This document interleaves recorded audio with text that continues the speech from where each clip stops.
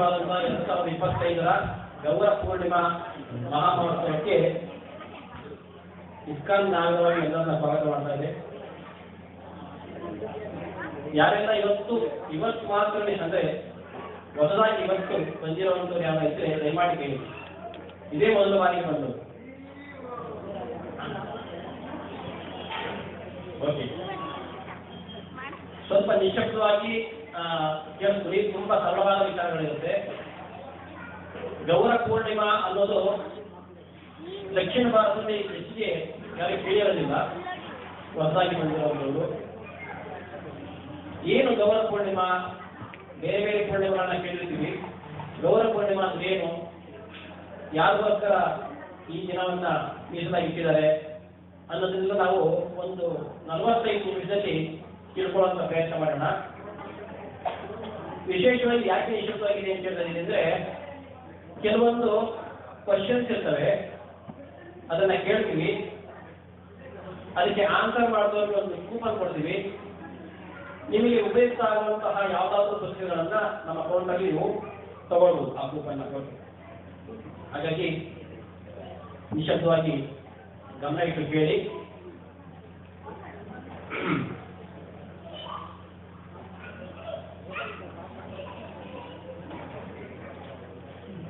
ಗೌರ ಪೂರ್ಣಿಮಾ ಅಂತಂದ್ರೆ ಚೈತನ್ಯ ಮಹಾಪ್ರಭುಗಳು ಅವತಾರ ಮಾಡುವಂತಹ ದಿನ ಇವತ್ತು. ಹಾಗಾಗಿ ಆ ದಿನವನ್ನ ಇದೇ ಪೂರ್ಣಿಮಾ ದಿನದಿಂದ ಪೂರ್ಣಿಮಾ ದಿನ ಅವತಾರ ಮಾಡಿದ್ರಿಂದ ಗೌರ ಪೂರ್ಣಿಮಾ ಅಂತ ಹೇಳ್ತೀವಿ. ಈ ಚೈತನ್ಯ ಮಹಾಪ್ರಭುಗಳು ಯಾರು ಅನ್ನೋದನ್ನ ತಿಳ್ಕೊಳ್ಳೋಣ.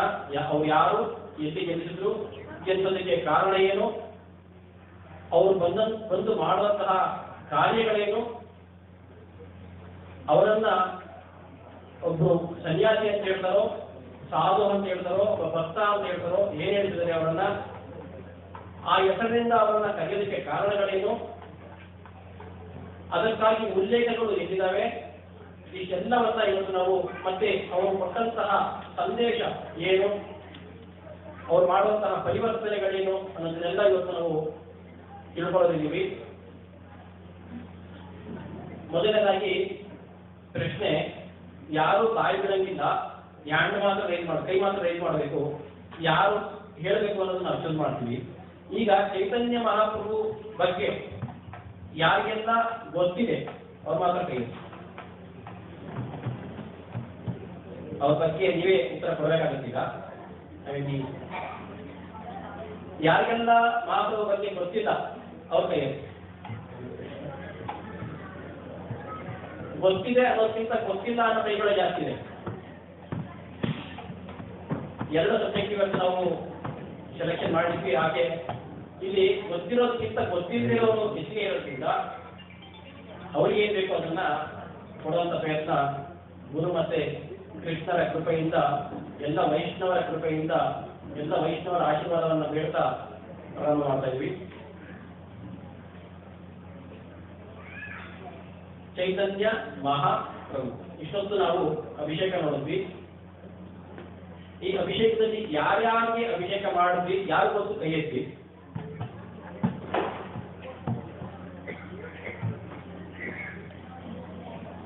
ಮತ್ತೆ ನೀವು ಹೆಸರು ಹೇಳ್ಬಿಟ್ಟು ಹೇಳಿ. ಯಾರ್ಯಾರಿಗೆ ಅಭಿಷೇಕ ಮಾಡಿದ್ವಿ? ಗೌರಾಂಗ ಮತ್ತೆ ನಿತಾಯ್. ಗೌರಾಂಗ ಮತ್ತೆ ನಿತಾಯ್.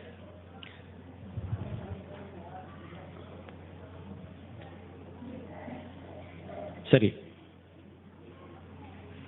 ಅಭಿಷೇಕ 5 ಗಂಟೆಗೆ ಶುರು ಮಾಡಿದ್ವಿ. 5:15ಗೆ ಅಭಿಷೇಕ ಆಯಿತು. ಅದಾದ ನಂತರ ಸ್ವಲ್ಪ ಹೊತ್ತು ಕೀರ್ತನೆ ನಡೀತು. ಆ ಕೀರ್ತನಲ್ಲಿ ಇಲ್ಲಿ ನಿಂತ್ಕೊಂಡಾಗ ಒಂದು ಕೀರ್ತನ ಆಯ್ತಲ್ಲ, ಹರಿಹರಾಯ ನಮ ಕೃಷ್ಣ ಯಾದವಾಯ ನಮಃ ಯಾದವಾಯ ಮಾಧವಾಯ ಕೇಶವಾಯ ನಮಃ. ಇದರಲ್ಲಿ ಭಗವಂತನ ನಾಮಗಳು ಬರ್ತಾ ಇದ್ದಾವೆ. ಯಾದವ, ಮಾಧವ, ಕೇಶವ, ಗೋಪಾಲ್, ಗೋವಿಂದ, ರಾಮ್, ಶ್ರೀ ಮಧುಸೂದನ್, ಇತರ ಭಗವಂತನ 24 ನಾಮಗಳನ್ನು ಸಹ ಇಡೀ ಕೀರ್ತನೆಯಲ್ಲಿ ಮತ್ತೆ ಭಗವಂತನ ಲೀಲೆಗಳನ್ನು ಅಲ್ಲಿ ನಮಗೆ ತಿಳಿಸ್ತಾ ಇದ್ದಾರೆ ಆ ಕೀರ್ತನೆಯಲ್ಲಿ. ಯಾಕೆ ಇದನ್ನು ಹೇಳಿದೆ ಅಂತಂದರೆ,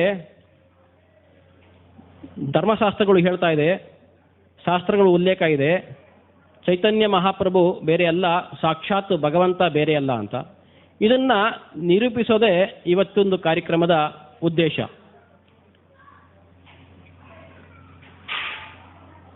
ಚೈತನ್ಯ ಮಹಾಪ್ರಭು ಯಾರು, ಎಲ್ಲಿ ಯಾವಾಗ ಜನಿಸಿದರು ಅನ್ನೋದಕ್ಕೆ ಮೊದಲನೇದಾಗಿ ಪ್ರಾಣದೇವರನ್ನ ಸ್ಮರಣೆ ಮಾಡ್ತಾ ಅವರೇ ಕೊಟ್ಟಂತಹ ಪುರಾಣದಲ್ಲಿ, ವಾಯುಪುರಾಣದಲ್ಲಿ ಕೊಡ್ತಾ ಇದ್ದಾರೆ. ಯಾರು ಓದ್ಬೋದು ಇದನ್ನು? ಸ್ಪಷ್ಟ ಓದ್ಬೋದಾ? ಪೌರ್ಣಾಮಾಸ್ಯಂ ಪಾಲ್ಗುಣಸ್ಯ ಫಲ್ಗುಣೀ ರಕ್ಷಯೋಗತಃ ಭವಿಷ್ಯ ಗೌರ ರೂಪೇಣ ಸಚೀಗರ್ಭೆ ಪುರಂದರಃ. ಏನು ಅರ್ಥ ಆಗುತ್ತೆ? ಯಾರಾದರೂ ಅರ್ಥ ಆಗೋರು ಇದ್ದರೆ ಏನು ರೈಸ್ ಮಾಡಿ. ಇದು ವಾಯುಪುರಾಣ ರಚನೆ ಆಗಿದ್ದು ಭಾಗವತ ರಚನೆ ಆಗೋದಕ್ಕೆ ಮುಂಚೆ. ವೇದಗಳು ರಚನೆ ಆದಮೇಲೆ ಭಾಗವತ ರಚನೆ ಆಗೋದಕ್ಕೆ ಮುಂಚೆ 17 ಪುರಾಣಗಳು ರಚನೆ ಆಗುತ್ತೆ. 17 ಪುರಾಣದಲ್ಲಿ ಪ್ರಮುಖವಾದಂತಹ ಪುರಾಣಗಳು ನಾವು 2-3 ಪುರಾಣಗಳನ್ನು ಇವತ್ತು ತಗೊಳ್ತಾ ಇದ್ದೀವಿ. ಇದು ವಾಯುಪುರಾಣ. ವಾಯುಪುರಾಣದಲ್ಲಿ ಹೇಳ್ತಾ ಇದ್ದಾರೆ, ಪೌರ್ಣಾಮಾಸ್ಯಾಂ ಪಾಲ್ಗುಣಸ್ಯ ಫಲ್ಗುಣೀ ರಕ್ಷಯೋಗತಃ ಭವಿಷ್ಯೇ ಗೌರರೂಪೇಣ ಸಚೀಗರ್ಭೆ ಪುರಂದರಃ. ಇದು ಭವಿಷ್ಯ ನೋಡ್ಬಿಟ್ಟಿದ್ದಾರೆ, ಆಗೋಗಿದ್ದನ್ನು ಹೇಳಿಲ್ಲ. ಭವಿಷ್ಯ ಬೇರೆ, ಭೂತಕಾಲ ಬೇರೆ, ಮುಂದೆ ಹಾಗದನ್ನು ಹೇಳ್ತಿದ್ದಾರೆ. ಸೊ ಭಾಗವತದಲ್ಲಿ, ಭಾಗವತ ರಚನೆ ಪುಸ್ತಕ ರೂಪದಲ್ಲಿ ರಚನೆ ಆಗಿದ್ದು 5000 ವರ್ಷಗಳ ಹಿಂದೆ. ಬುದ್ಧ ದೇವನ ಅವತಾರ ಆಗಿದ್ದು ಇತ್ತೀಚೆಗೆ. ಬುದ್ಧ ಇಂಥ ಕಡೆನೇ ಅವತಾರ ಆಗ್ತಾರೆ ಅನ್ನೋದು ತಿಳಿಸಿದ್ರು, ಹಾಗೇ ಆಗಿದೆ. ಕಪಿಲ ದೇವನ ಬೋಧನೆಗಳಲ್ಲಿ ಒಂದು ಮಗುವಿನ ಜನನ ಹೇಗೆ ಆಗುತ್ತೆ ಅಂತ ತಿಳಿಸಿದ್ರು, ಹಾಗೇ ಆಗ್ತಾ ಇದೆ. ಈ ಥರ ಅನಂತ ರೆಫರೆನ್ಸ್ಗಳು ನಮಗೆ ಸಿಗ್ತಾ ಹೋಗುತ್ತೆ. ವಾಯುಪುರಾಣದ ರೆಫರೆನ್ಸ್ ತಗೊಂಡು ಈಗ ನೋಡೋಣ ಎಲ್ಲಿ ಜನನ ಆಯಿತು ಅನ್ನೋದು. ಪೌರ್ಣಮಾಸ್ಯಾಂ, ಪೌರ್ಣಮಾಸ್ಯ ಅಂದ್ರೇನು? ಹುಣ್ಣಿಮೆ. ಪೌರ್ಣಿಮೆ ಅಥವಾ ಹುಣ್ಣಿಮೆ ಅಂತ ಹೇಳ್ತೀವಲ್ಲ, ಹುಣ್ಣಿಮೆಯ ದಿನ.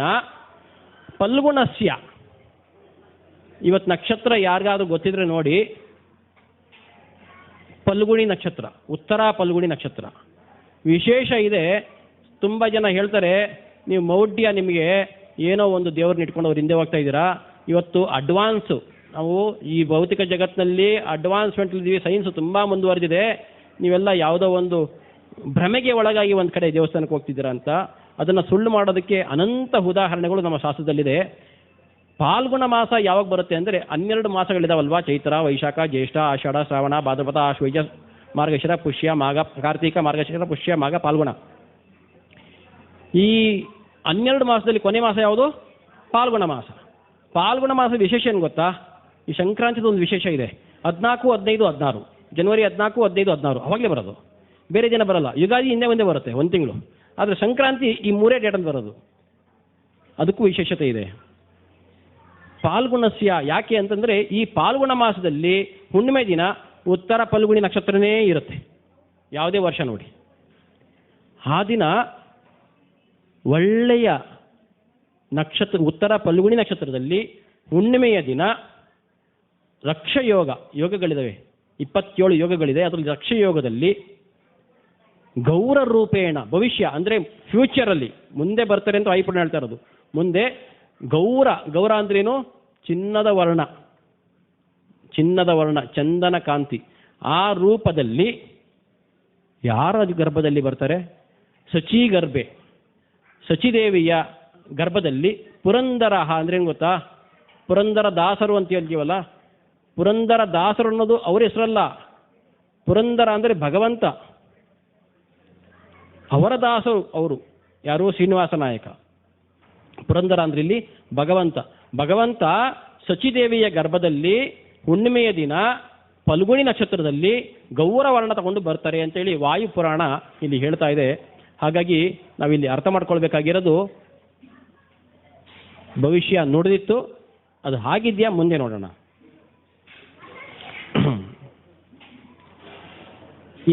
ಇನ್ನೊಂದು ಪುರಾಣ ನಮಗೆ ರೆಫರೆನ್ಸ್ ಕೊಡ್ತಾ ಇದೆ. ಯಾಕೆಂದರೆ ಒಂದು ಸತ್ಯವನ್ನು ನಾವು ಸಾಬೀತು ಮಾಡಬೇಕು ಅಂದರೆ ಕನಿಷ್ಠ ಒಂದು 5-6 ಸಾಕ್ಷ್ಯಗಳು ನಮಗೆ ಬೇಕಾಗುತ್ತೆ. ಗರುಡ ಪುರಾಣ ಅಂತ ಹೇಳಿದ ತಕ್ಷಣ ಕೆಲವರಿಗೆ ನಡ್ಕ ಬರುತ್ತೆ, ಕೆಲವರಿಗೆ ಕೇಳಬೇಕು ಅನಿಸುತ್ತೆ, ಕೆಲವರಿಗೆ ಮನೇಲಿ ಇಟ್ಕೊಳ್ಳೇಬಾರದು ಅನಿಸುತ್ತೆ. ಗರುಡ ದೇವರು ಭಗವಂತನ ಆಪ್ತ ಸೇವಕ. ಸೇವೆ ಮಾಡಿ ಮಾಡಿ ಮಾಡಿನೇ ಅವನು ವೈಕುಂಠದಲ್ಲಿ ಸ್ಥಾನ ಪಡೆದವನು. ಇಂಥ ಗರುಡ ಪುರಾಣ ಯಾರು ಹೇಳಿದ್ದು ಅಂದರೆ ಸಾಕ್ಷಾತ್ ಭಗವಂತ ವಿಷ್ಣು ಗರುಡ ದೇವರಿಗೆ ಪ್ರಶ್ನೆಗೆ ಉತ್ತರ ಕೊಡ್ತಾ ಇರುವಂತಹ ಕಾನ್ವರ್ಜೇಷನ್ನು, ಸಂವಾದನೆ ಗರುಡ ಪುರಾಣ. ಅಲ್ಲಿ ಕೊಡ್ತಾ ಇದ್ದಾರೆ. ಯಾರು ಹೇಳ್ತಾ ಇರೋದು ಮಾತಿದು? ಯಾರು ಹೇಳ್ತಾ ಇರೋದು ಮಾತು? ಕೈ ಎತ್ತಬೇಕು.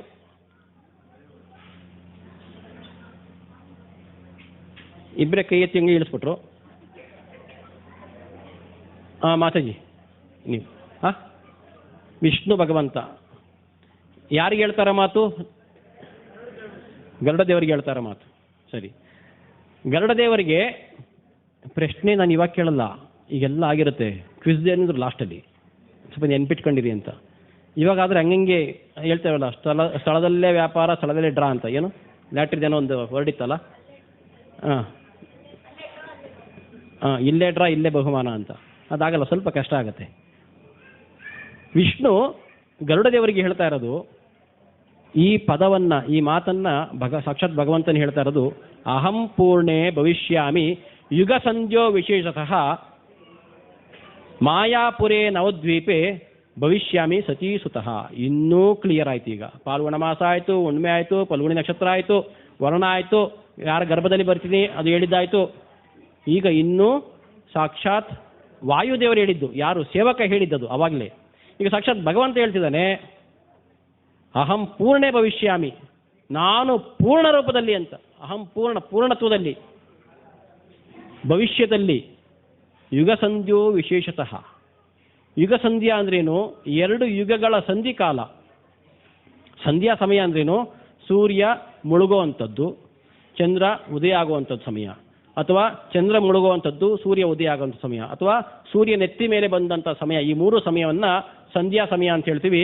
ಇಲ್ಲಿ ಯುಗ ಸಂಧ್ಯಾ ಅಂದ್ರೆ ಏನಿರ್ಬೋದು? ಎರಡು ಯುಗ ಯಾವ್ದ್ಯಾವುದು? ದ್ವಾಪರ ಮತ್ತು ಕಲಿಯುಗದ ಸಂಧಿಕಾಲದಲ್ಲಿ. ಈ ಸಂಧಿಕಾಲ ಅಂತ ಹೇಗೆ ಲೆಕ್ಕ ಹಾಕ್ತಾರೆ? ಯಾರಾದರೂ ಲೆಕ್ಕ ಹೇಳ್ಬೋದಾ? ಕಲಿಯುಗದ ಆಯುಷ್ಯ ಡ್ಯೂರೇಷನ್ ಎಷ್ಟಿದೆ ಅಂತ ಕೈ ಎತ್ತಿ. ಪ್ರಭು ಹೇಳ್ತಾರೆ, ವೆಂಕಟೇಶ್ ಪ್ರಭು ಹಿಂದ್ಗಡೆ.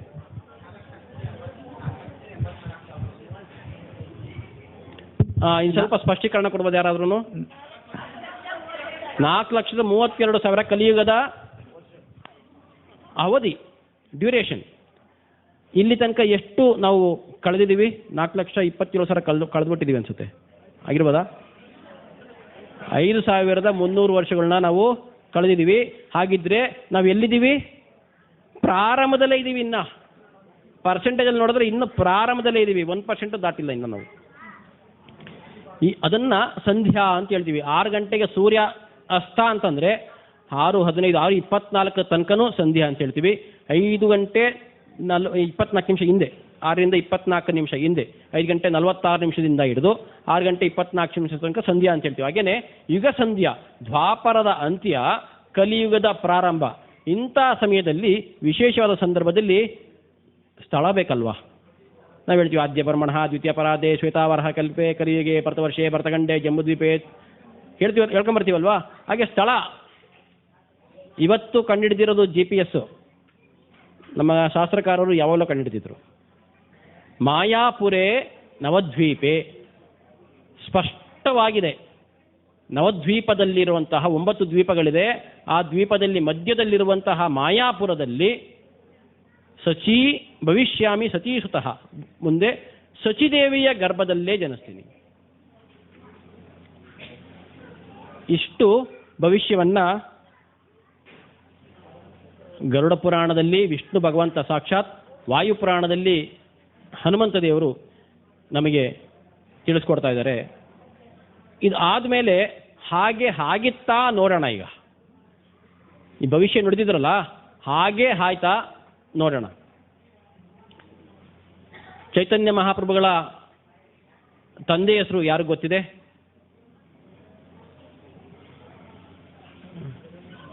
ಗೌರಮ್ಮ ಮಾತಾಜಿ, ಜಗನ್ನಾಥ್ ಮಿಶ್ರಾ. ತಾಯಿ ಹೆಸರು ಸಚೀದೇವಿ. ಸಚೀಸುತಃ ಸತೀಸುತಃ ಅಂತ 2 ಸಲ ಬಂದ್ಬಿಡ್ತು, ಹಾಗಾಗಿ ಗೊತ್ತಾಗೋಯ್ತು. ಸಚೀದೇವಿ. ಒಂದು ಕ್ವಶನ್ ಇದೆ, ಆಮೇಲೆ ಕೇಳ್ತೀನಿ ನಾನು. ಸಚಿದೇವಿ ಮತ್ತೆ ಜಗನ್ನಾಥ್ ಮಿಶ್ರಾ ಇವರಿಗೆ 10ನೆಯ ಮಗನಾಗಿ ಬಂದು ಅವತಾರ ತಗೊಂಡವರೇನೆ ಚೈತನ್ಯ ಮಹಾಪ್ರಭು. ಸ್ಥಳ ಮಾಯಾಪುರ, ನವದ್ವೀಪದ ಮಾಯಾಪುರ. ಒಂದು ನಿಂಬೆ ಗಿಡದ ಹತ್ತಿರದಲ್ಲಿ ಜನ್ಮ ತಗೊಂಡಿದ್ರಿಂದ ಅವ್ರಿಗೊಂದು ಅಡ್ಡ ಹೆಸರಿಡೋದಕ್ಕೆ 3 ಥರ 4 ಥರ ಒಂದು ಪದ್ಧತಿಗಳಿದ್ದಾವೆ. ಒಂದು ಆ ತಿಂಗಳಲ್ಲಿ ಜನಿಸಿದ್ರೆ ಆ ತಿಂಗಳಲ್ಲಿ ಭಗವಂತ ಯಾರು ನಿಯಾಮಕ ಭಗವಂತ ಇರ್ತಾನೋ ಅವನ ಹೆಸರಿಡ್ತಾರೆ, ಮನೆ ದೇವರ ಹೆಸರಿಡ್ತಾರೆ, ಅದನ್ನು ನಕ್ಷತ್ರದ ಹೆಸರಿಡ್ತಾರೆ, ಅದಾದಮೇಲೆ ಅಡ್ಡ ಹೆಸರು ಇಡ್ತಾರೆ, ವ್ಯಾವಹಾರಿಕ ನಾಮ. ಹಾಗಾಗಿ ಇಲ್ಲಿ ನಿಂಬೆ ಗಿಡದ ಅಥವಾ ಬೇವಿನ ಮರದ ಬುಡದಲ್ಲಿ ಜನಿಸಿದ್ರಿಂದ ನಿಮಾಯ್ ಅಂತ ಕರೆದ್ರು. ನಿಮಾಯ್ ಅಂತಂದರೆ ನೀಮ್, ಸಂಸ್ಕೃತದಲ್ಲಿ ನೀಮ್ ಅಂದರೆ ಬೇವು, ನಿಮಾಯ್ ಅಂತ ಕರೆದ್ರು ಅವನ್ನ. ಅದಾದಮೇಲೆ ಅವರಿಗೆ ಮನೆಯಲ್ಲಿಟ್ಟಂಥ ಹೆಸರು ವಿಶ್ವಂಬರ. ಮುಂದೆ ಆ ಹೆಸರು ಬರುತ್ತಾ ನೋಡೋಣ. ಇವರು ಯಾರು ಶಾಸ್ತ್ರ ನೋಡಿರಲಿಲ್ಲ, ಯಾರೋ ಸಚೀದೇವಿ, ಜಗನ್ನಾಥ ಮಿಶ್ರ, ಇವರು ಯಾರು ಶಾಸ್ತ್ರಗಳನ್ನು ಗರುಡ ಪುರಾಣದಲ್ಲಿ ಇದೆಯಾ ಉಲ್ಲೇಖ, ವಾಯು ಪುರಾಣದಲ್ಲಿ ಇದೆಯಾ ನೋಡಿರಲಿಲ್ಲ. ಏನೋ 8 ಜನ ಹೆಣ್ಮಕ್ಳು, ಅದಾದಮೇಲೆ 9ನೇವನು ವಿಶ್ವರೂಪ, 10ನೇವರು ನಿಮಾಯ್ ಪಂಡಿತ್. ಅದಾದಮೇಲೆ ಅವರಿಗೆ ನಾಮಕರಣ ಮಾಡಿದ್ರು ವಿಶ್ವಂಬರ ಅಂತ. ಏನೋ ಕಾರಣ ಇರಬೇಕಲ್ಲ ಬಂದಿದ್ದಕ್ಕೆ. ಯಾರೋ ನಾವು ಬರ್ತೀವಿ, ನಾವು ಕಾರಣಕ್ಕೆ ಬಂದಿದ್ದೀವಿ, ಹೊಟ್ಟೆಗೆ ಗೇಣು ಬಟ್ಟೆಗೆ ಕಾರಣ ಇಟ್ಕೊಂಡು ನಾವು ಬಂದಿದ್ದೀವಿ. ಆಹಾರ ನಿದ್ರಾ ಭಯಾಮೈಥುನಂ ಚ ಸಾಮಾನ್ಯ ಏತತ್ ಪಶುಭಿ ನಾರಾಯಣ, ಇದನ್ನ ಇಟ್ಕೊಂಡು ನಾವು ಬಂದಿದ್ದೀವಿ, ಮುಂದಕ್ಕೆ ಹೋಗಿಲ್ಲ ನಾವು. ಆಹಾರ ಊಟ ಮಾಡ್ತೀವಿ, ನಿದ್ರೆ ಮಾಡ್ತೀವಿ, ಹೆಂಡತಿ ಮಕ್ಕಳು ನೋಡ್ಕೊಳ್ತೀವಿ, ಒಂದು ಮನೆ ಕಟ್ಕೊತೀವಿ, ಆರಾಮಾಗಿರ್ತೀವಿ. ಆದರೆ ಮಹಾಪ್ರಭು ಬಂದಿದ್ದು ಕಾರಣನೇ ಬೇರೆ ಇದೆ. ಇನ್ನೂ ಕ್ಲಿಯರ್ ಆಗಿ ಈಗ ಹೇಳ್ತಾ ಇದ್ದಾರೆ, ಹೇಗಪ್ಪ ಇತ್ತು ವರ್ಣ, ಹಾಗೆ ನೋಡಿದ್ವಲ್ಲ ನಾವು ವರ್ಣ ಗೌರ ಅಂತ, ಇಲ್ಲಿ ಇನ್ನೂ ಕೊಟ್ಟಿದ್ದಾರೆ. ಇದು ಹೇಳ್ತಾ ಇರೋದು ಯಾರು? ಭಾಗವತದಲ್ಲಿ ಶುಕಮುನಿಗಳು ವೇದವ್ಯಾಸರ ಮಾತನ್ನ ಮತ್ತೆ ದೃಢೀಕರಣ ಮಾಡ್ತಿದ್ದಾರೆ. ಕೃಷ್ಣವರ್ಣಂ ತ್ವಿಷಾ ಕೃಷ್ಣಂ ಸಾಂಗೋಪಾಂಗಾಸ್ತ್ರ ಪಾರ್ಷದಂ ಯಜ್ಞೈ ಸಂಕೀರ್ತನ ಪ್ರಾಯೈರ್ ಯಜಂತಿ ಹಿ ಸುಮೇಧಸಃ. ಎಲ್ಲ ಕಡೆ ಗೊತ್ತಿರೋ ಪ್ರಕಾರದಲ್ಲಿ ಭಗವಂತ 10 ಅವತಾರ ತಗೊಂಡಿದ್ದಾನೆ ಅನ್ನೋದು ಜಗಜ್ಜಾಹೀರಾಗಿರೋದು, ದಶಾವತಾರ ವಿಷ್ಣುದು ಅಂತ. ಅಷ್ಟೇನಾ ಭಗವಂತಂದು 10 ಅವತಾರನ? ಅನಂತ ಅಂತ ಅವ್ರು ಹೇಳ್ತಾರೆ. ಅನಂತ ಪದ್ಮನಾಭ ದೇವಸ್ಥಾನಕ್ಕೆ ಹೋಗಿ ಬಂದಿದ್ರೇನೋ. ಬೇರೆ ಅಂಕಿ ಅಂಶ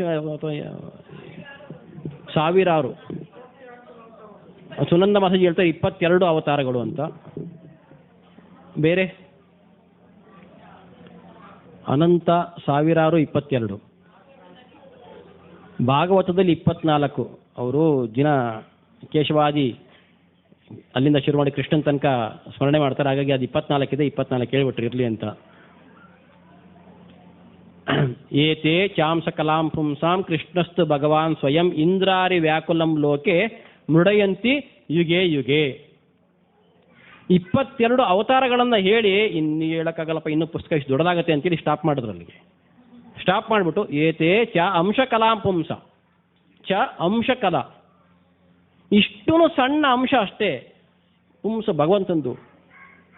ಇಂದ್ರಾರಿ ವ್ಯಾಕುಲಂ ಲೋಕೆ, ಇಂದ್ರಾರಿ ಇಂದ್ರಿಯಗಳನ್ನು ಹೊಂದಿರೋರು ಇಂದ್ರಾರಿ. ಬರೀ ಅಲ್ಲಿ ಇಂದ್ರ ಅಷ್ಟೇ ಹೇಳ್ಬೋದಾಗಿತ್ತು, ಇಂದ್ರಿಯಗಳನ್ನು ಹೊಂದಿರೋ ಮಾತ್ರ. ಇಂದ್ರಾರಿ ಅಂತಂದಾಗ ಅಲ್ಲಿ ವಿಶೇಷತೆ ಇದೆ. ಯಾರು ಇಂದ್ರಿಯಗಳನ್ನು ಹೊಂದಿ ಭಗವಂತನ ಭಕ್ತಿ ಸೇವೆಗೆ ಶ್ರಮ ವಹಿಸ್ತಾ ಇರ್ತಾರೋ ಅವರಿಗೆ ದುಃಖ ಆದಾಗ, ವ್ಯಾಕುಲ, ಈ ಲೋಕದಲ್ಲಿ ಇಂದ್ರಿಯಗಳನ್ನು ಪಡೆದಂತಹ ಭಕ್ತರು ವ್ಯಾಕುಲದಲ್ಲಿದ್ದಾಗ ಮೃಡಯಂತಿ ಯುಗೆ ಯುಗೆ, ಪ್ರತಿ ಯುಗದಲ್ಲಿ ನಾನು ಬರ್ತೀನಿ, ಯಾವ ಯುಗದಲ್ಲಿ ಬೇಕೋ ಆ ಯುಗದಲ್ಲಿ ಬರ್ತೀನಿ. 3 ವರ್ಣಗಳು ಭಗವಂತ ಬರೋದಕ್ಕೆ ದಾರಿ ಇದೆ. ಒಂದು ಶ್ವೇತವರ್ಣ, ಕಪ್ಪು ವರ್ಣ, ಮತ್ತೆ ಗೌರವರ್ಣ, ಕೇಸರಿ ವರ್ಣ. ಕೇಸರಿ ನರಸಿಂಹದೇವರನ್ನ ನೆನೆಸ್ಕೊಂಡು ಅವ್ರು ಹೇಳ್ತಿದ್ದಾರೆ. ಪರ್ಟಿಕ್ಯುಲರ್ ಆಗಿ ನೀಲವರ್ಣ, ಗ್ರೀನ್. ಅನಂತ ಅವತಾರಗಳನ್ನು ತಗೊಂಡಿದ್ದಾನೆ ಅಂತಂದರೆ ಅನಂತ ವರ್ಣಗಳನ್ನೇ ತಗೊಂಡಿರಬೇಕು ಭಗವಂತ. ಇಷ್ಟೇ ಅಂತ ಪರ್ಟಿಕ್ಯುಲರ್ ಆಗಿ ಹೇಳೋಕ್ಕಾಗಲ್ಲ. ಆದರೆ 4 ವರ್ಣಗಳನ್ನು ಪರ್ಟಿಕ್ಯುಲರ್ ಆಗಿ ಹೇಳ್ತಾ ಇದೆ: ಕಪ್ಪು, ನೀಲ, ಶ್ವೇತ, ಕೆಂಪು ಮತ್ತು ಗೌರ. ಇದು ಸ್ಪಷ್ಟವಾಗಿ ಉಲ್ಲೇಖ ಕೊಡ್ತಾ ಇದೆ. ಇಲ್ಲಿ ಕೃಷ್ಣ ವರ್ಣಂ ತ್ವಿಷಾ ಕೃಷ್ಣಂ. ಇದಕ್ಕೆ ಮುಂಚೆ ಏತೇ ಚ ಅಂಶಕಲಾಂ ಪುಂಸ ಕೃಷ್ಣಸ್ತು ಭಗವಾನ್ ಸ್ವಯಂ ಇಂದ್ರಾರಿ ವ್ಯಾಕುಲಂ ಲೋಕೆ ಮೃಡಯಂತಿ ಯುಗೆ ಯುಗೆ ಇರುತ್ತಲ್ಲ. ಸತ್ಯಯುಗದಲ್ಲಿ ಮುಂದೆ ಬರುತ್ತೆ, ಅದು ನೋಡೋಣ.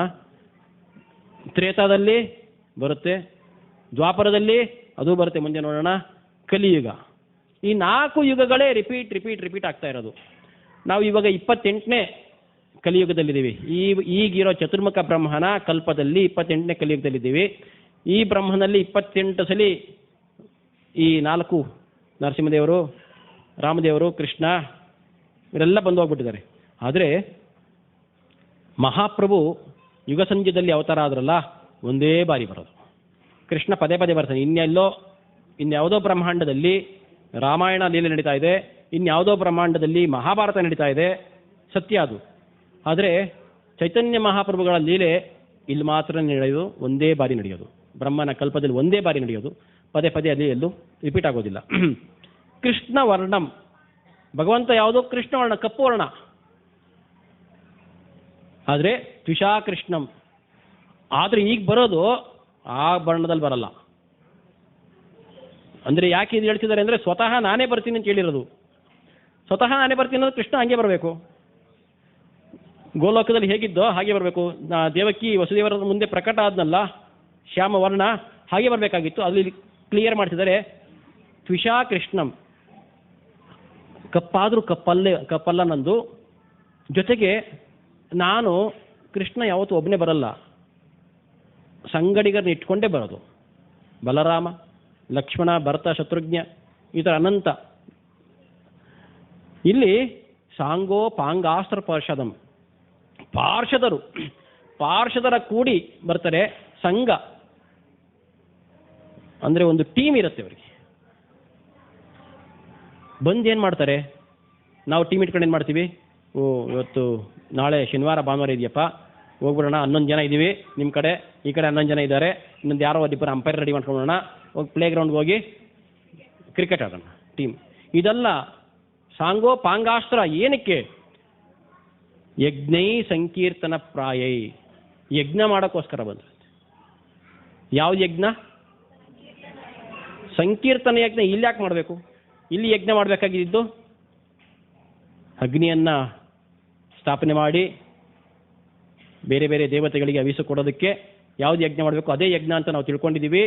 ಯಜ್ಞ ಅಂದರೆ ಅದು ಮಾತ್ರ ಅಲ್ಲ, ಯಜ್ಞ ಅಂದರೆ ನಿಜವಾದ ಅರ್ಥ ವಿಷ್ಣು. ಯಜ್ಞ ಅಂದರೆ ವಿಷ್ಣುವಿಗಾಗಿ ಮಾಡುವಂತಹ ಪ್ರತಿಯೊಂದು ಕಾರ್ಯ, ಶಾಸ್ತ್ರೋಕ್ತವಾಗಿ ಮಾಡುವಂಥ ಪ್ರತಿಯೊಂದು ಕಾರ್ಯವೂ ಯಜ್ಞನೇ.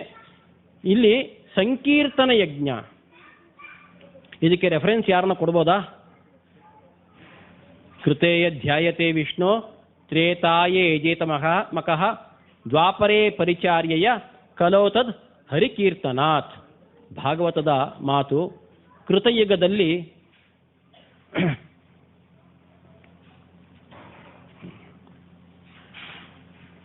ಈ ಶ್ಲೋಕದಿಂದ ನಮಗೆ ಗೊತ್ತಾಗ್ತಾ ಇದೆ ನರಸಿಂಹ ಪುರಾಣದಲ್ಲಿ ನಮಗೆ ಕ್ಲಿಯರ್ ಆಗಿ ಹೇಳ್ತಾ ಇದ್ದಾರೆ, ಸತ್ಯೇ ದೈತ್ಯ ಕುಲಾದಿನಾಶೆ ಸಮಯೇ ಸಿಂಹೋರ್ಧ್ವ ಮರ್ತ್ಯ ಕೃತಿಸ್. ಸತ್ಯಯುಗದಲ್ಲಿ ಭಗವಂತ ಬಂದ, ಮೃಡಯಂತಿ ಯುಗೆ ಯುಗೆ ಅಂತಿತ್ತಲ್ಲ, ಅಲ್ಲಿ ಇಂದ್ರಾರಿ ವ್ಯಾಕುಲಂ ಲೋಕೆ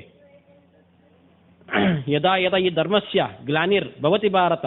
ಯಾವಾಗ ಧರ್ಮಕ್ಕೆ ಗ್ಲಾನಿ ಆಗುತ್ತೆ ಅವಾಗ ನಾನು ಬರ್ತೀನಿ ಅಂತ ಹೇಳಿದ್ನಲ್ಲ. ಸತ್ಯ ದೈತ್ಯ ಕುಲಾದಿನಾಶ. ದೈತ್ಯ ಕುಲ ಯಾವುದು? ಹಿರಣ್ಯಕಶಿಪು, ಹಿರಣ್ಯಾಕ್ಷ. ಅವರ ಕುಲವನ್ನು ನಾಶ ಮಾಡೋದಕ್ಕೆ ಸಿಂಹ ಊರ್ಧ್ವ ಮರ್ತ್ಯ ಕೃತಿಸ್. ಸಿಂಹ ಮೇಲ್ಗಡೆ ಮನುಷ್ಯನ ರೂಪ ತಗೊಂಡು ಇಲ್ಲಿಗೆ ಪ್ರಕಟ ಆಗ್ತಾರೆ. ತ್ರೇತಾಯಂ ದಶಕಂಠಹರಂ. ತ್ರೇತಾಯುಗ ಗೊತ್ತಲ್ವಾ?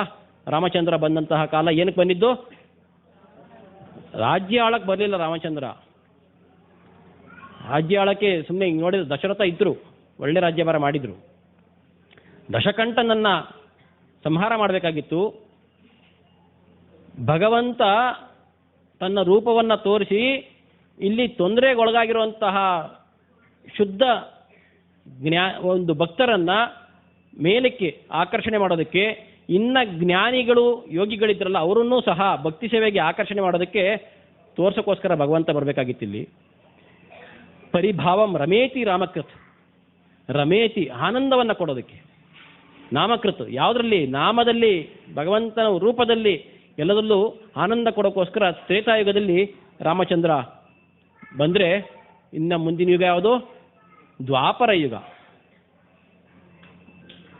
ಅವಾಗ ಯಾರು ಗೋವುಗಳನ್ನ ಕಾಯೋರು ಇರಲಿಲ್ಲ. ಇವಾಗ ಯಾರನ್ನ ಇದ್ದಾರಾ? ನೋಡಪ್ಪ ನಮ್ಮ ಒಂದು 20 ಹಸು ಇದೆ, ಕಾಯಕ್ಕೆ ಬನ್ನಿ ಅಂತ ಬರ್ತಾರಾ?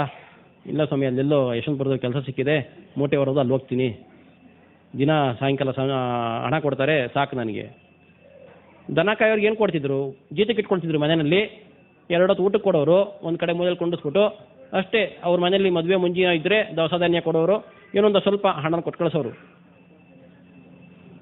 ಅವರನ್ನು ಗೋಪಾಲಕರು ಅಂತ, ದನ ಕಾಯೋರು ಅಂತ ಆಡ್ಭಾಷೆಯಲ್ಲಿ ಹೇಳ್ತಾರೆ. ಗೋಪಾಲಕರು.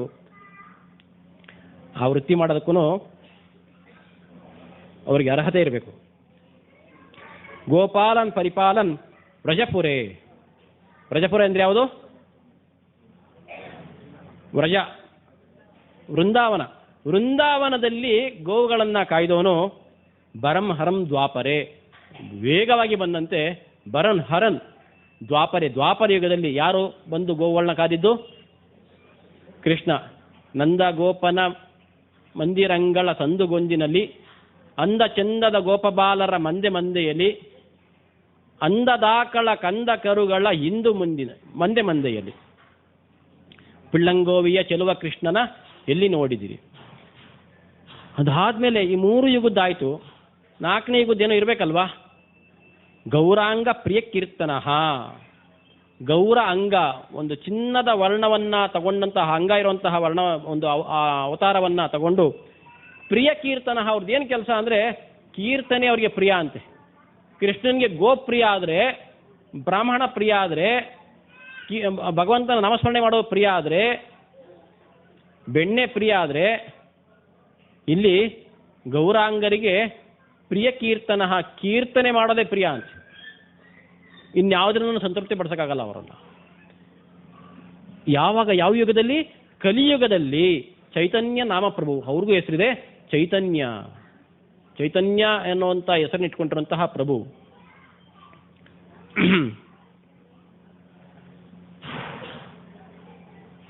ಇಷ್ಟು ಉಲ್ಲೇಖಗಳು ನಾವು ನೋಡಿದ್ದೀವಿ. ವಾಯುಪುರಾಣದ ಉಲ್ಲೇಖ ನೋಡಿದ್ವಿ, ಗರುಡ ಪುರಾಣದ ಉಲ್ಲೇಖ ನೋಡಿದ್ವಿ, ನರಸಿಂಹ ಪುರಾಣದ ಉಲ್ಲೇಖ ನೋಡಿದ್ವಿ. ಕೃತಯ ಧ್ಯಾಯತೆ ವಿಷ್ಣು ತ್ರೇತಾಯ ಯಜಿತಮಃ ದ್ವಾಪರೇ ಪರಿಚಾರ್ಯಯ ಕಲೌತದ್ ಹರಿಕೀರ್ತನಾಥ್. ಕಲೌತದ್ ಹರಿಕೀರ್ತನಾಥ್ ಅಂತ ಭಾಗವತರು ಹಾಗೆ ಹೇಳ್ಬಿಟ್ಟಿದ್ದಾರೆ. ಹರಿಕೀರ್ತನೆ ಮಾಡೋಕ್ಕೆ ಏನೋ ಬೇಕಲ್ವಾ? ಭಗವಂತ ಸಾಕ್ಷಾತ್ ತೋರಿಸ್ಬೇಕು. ಯಜ್ಞದ್ ಆಚರಿಸಿ ಶ್ರೇಷ್ಠ ತತ್ತದ್ದೇವೋ ಇತರ ಜನ. ತಾನೇ ಮಾಡಿ ತೋರಿಸ್ಬೇಕು. ಆಗ ಬೇರೆಯವರು ಮಾಡಿದ್ರೆ ಒಪ್ತಾರೋ ಒಪ್ಪಲ್ವೋ? ನಾನು ಮಾಡಬೇಕು ಅಂದ್ರೆ ಹಾಗೆ ಬರಬೇಕು. ಹರಿಕೀರ್ತನೆ ಮಾಡಬೇಕು ಅಂದ್ರೆ ಹರಿಕೀರ್ತನೆ ಮಾಡೋದಕ್ಕೆ ಯಾವ ವೇಷ ಹಾಕೊಂಬರ್ಬೇಕು, ಆ ವೇಷನೇ ಹಾಕೊಂಬರ್ಬೇಕು. ಅದರ ಆನಂದ ಏನಿದೆ ನೋಡೋದಕ್ಕೆ ತಾನೇ ಕೀರ್ತನೆ ಮಾಡಬೇಕು, ತಾನೇ ನೃತ್ಯ ಮಾಡಬೇಕು. ಹೀಗಾಗಿ ಅವರು ಮಾಡಿದ ಮಹಾನ್ ಕಾರ್ಯ ಅಂತಂದರೆ ಹರಿಕೀರ್ತನೆ. ಇನ್ನು ಮುಂದೆ ನೋಡೋಣ. ಇದನ್ನು ಈಗಾಗಲೇ ಚರ್ಚೆ ಮಾಡಿದ್ದೀವಿ. ಪರಿತ್ರಾಣಾಯ ಸಾಧೂನ ವಿನಾಶಾಯ ಚ ದುಷ್ಕೃತ ಧರ್ಮ ಸಂಸ್ಥಾಪನಾರ್ಥಾಯ ಸಂಭವಾಮಿ ಯುಗೆ ಯುಗೆ. ಇಲ್ಲಿ ಧರ್ಮ ಸಂಸ್ಥಾಪನೆ ಅನ್ನೋದು ಬಂತು. ನಮಗೆ ಅನ್ನಿಸ್ಬೋದು, ಮಹಾಭಾರತ ಯುದ್ಧದಲ್ಲಿ ಅಧರ್ಮ ತುಂಬ ಹೆಚ್ಚಾಗಿತ್ತು, ಆ ದುರ್ಯೋಧನ ತುಂಬ ದುಷ್ಟ, ಧೃತರಾಷ್ಟ್ರ ಅನ್ಯಾಯ ಮಾಡಿದ್ದ ಪಾಂಡುಪುತ್ರರಿಗೆ, ಅಲ್ಲಿ ಧರ್ಮಸ್ಥಾಪನೆ ಆಗಬೇಕಾಗಿತ್ತು ಅಂತ. ಈ ಧರ್ಮಸ್ಥಾಪನೆ ಅನ್ನೋದು ಅದು ಮಾತ್ರ ಅಲ್ಲ, ಬೇರೇನೂ ಇದೆ.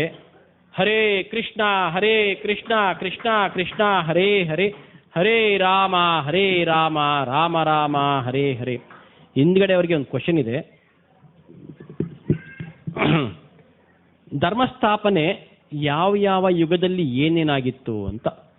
ಬರೀ ಹಿಂದ್ಗಡೆ ಚೇರಲ್ಲಿ ಕುತ್ಕೊಂಡಿರೋ ಮಾತ್ರ, ಅವ್ರು ಮಾತ್ರನೇ ಅವಕಾಶ. ಈ ಸರಳವಾದ ಕ್ವಶನ್ನು. ಪಾರ್ವತಮ್ಮ ಮಾತಾಜಿ ಹೇಳ್ಬೋದು, ಭಾರತೀ ಮಾತಾಜಿನೂ ಹೇಳ್ಬೋದು, ಗೀತಾ ಮಾತಾಜಿ ಹೇಳಂಗಿಲ್ಲ. ಗೀತಾ ಮಾತಾಜಿ ಪಕ್ಕದಲ್ಲಿ ನಾಗರತ್ನ ಮಾತಾಜಿ ಕೂತ್ಕೊಂಡಿದ್ದಾರೆ, ಅವ್ರು ಬೇಕಾದ್ರೆ ಹೇಳ್ಬೋದು, ಅಥವಾ ಲತಾ ಮಾತಾಜಿ ಹೇಳ್ಬೋದು. ಯಾವ ಯಾವ ಯುಗದಲ್ಲಿ ಏನೇನು ಧರ್ಮ ಆಗಿತ್ತು ಅಂತ ಇಷ್ಟು ಹೆಸರು ಹೇಳಿದ್ದೀನಲ್ಲ, ಅವ್ರು ಮಾತ್ರ ಹೇಳಬೇಕು. ಭಾರತಿ ಮಾತಾಜಿ ಲತಾ ಮಾತಾಜಿ ಟ್ರೈ ಮಾಡ್ತಿದ್ದಾರೆ. ರೀ ನಾನು ಗಲ್ಲಾಪಟ್ಟಿಗೆ ಮೇಲೆ ಕೂತ್ಕೊಂಡಿದ್ದೀನಿ ರೀ, ನಂದೇನು ರೀ ಧರ್ಮ, 8 ರೂಪಾಯಿ ಬಂಡವಾಳ ಹಾಕಿದರೆ 12 ರೂಪಾಯಿ ಕೊಡೋದು ನನ್ನ ಧರ್ಮ ರೀ ಅದು. ಹೇಳ್ತಾರಲ್ಲ ಯಾರು ಶೆಟ್ರು ಹೇಳ್ತಾರಲ್ವಾ, ಅವನ ಧರ್ಮ ಅದು. ಮೆಣಸಿನ್ಕಾಯಿ ಯಾವತ್ತೂ ಸಿಹಿ ಇರುತ್ತಾ? ಇಲ್ಲ, ಖಾರ ಆಗಿರುತ್ತೆ, ಅದು ಧರ್ಮ. ಹಾಗೆ ಯುಗದ್ದು ಒಂದೊಂದು ಧರ್ಮ ಇರಬೇಕಲ್ಲ. 4 ಯುಗ. ಸಮಯ ತುಂಬ ಕಡಿಮೆ ಇದೆ, ನಾವು ನೋಡಬೇಕಾಗಿತ್ತು. ಭಾರತೀಯ ಮಾತಾಜಿ ಹೇಳ್ತಾರಂತೆ, ಸ್ವಲ್ಪ ಜೋರಾಗಿ ಹೇಳಿ ಮಾತಾಜಿ. ಯಾರು ತಾವು ಕೇಳಿಸ್ಕೊಂಡಿಲ್ಲ ತಾನೆ? ಸ್ವಲ್ಪ ಜೋರಾಗಿ ಹೇಳಿ. ಸತ್ಯಯುಗದಲ್ಲಿ ರಾಮನಾಗಿ ಬಂದರು, ಸರಿ ಇದೆ ಹೇಳಿ. ದ್ವಾಪರ ಯುಗದಲ್ಲಿ ಕೃಷ್ಣನಾಗಿ ಬಂದರು. ಯಾರು ಮಾತಾಡಬೇಡಿ, ಅವ್ರಿಗೆ ಕನ್ಫ್ಯೂಸ್ ಆಗುತ್ತೆ. ಕಲಿಯುಗದಲ್ಲಿ ಹೋಗಿ, ಕಲಿಯುಗ ಎಕ್ಸಾಮ್ಟೆಡು. ಸತ್ಯಯುಗದಲ್ಲಿ ರಾಮನಾಗಿ ಬಂದರು, ಸರಿ ಇದೆಯಲ್ವಾ? ನರಸಿಂಹ ಬಂದಿದ್ದು ಯಾವ ಯುಗದಲ್ಲಿ? ಅವ್ರು ಹೇಳೋದು ರಾಮನ ಕುಂಡಿಸಿದ್ರಲ್ಲ ಅಲ್ಲಿ. ಓಕೆ ಸರಿ, ಅವ್ರದ್ದು ಧರ್ಮ ಏನಾಗಿತ್ತು? ಯಾರೆಲ್ಲ ಬೇಸಿಕ್ ಕ್ಲಾಸ್ಗಳನ್ನ ಚೆನ್ನಾಗಿ ಕೇಳಿರ್ತೀವಿ, ತುಂಬ ಚೆನ್ನಾಗಿ ಹೇಳಿರ್ತಾರೆ ಯಜ್ಞೇಶ್ವರ್ ಸಾವು. ಸಂಕೋಚ ಪಡೆದೇ ಹೇಳಿ, ತೊಂದರೆ ಇಲ್ಲ. ತಪ್ಪಾದ್ರೆ ಏನು ತೊಂದರೆ ಇಲ್ಲ, ಮೈನಸ್ ಮಾರ್ಕ್ಸ್ ಏನು ಇರೋದಿಲ್ಲ. ಈಗ ಸ್ವಲ್ಪ ಮುಂದಕ್ಕೆ ಬರ್ತೀವಿ, ಕೆಳಗಡೆ ಕೂತ್ಕೊಂಡಿರೋರಿಗೆ ಅವಕಾಶ ಇದೆ.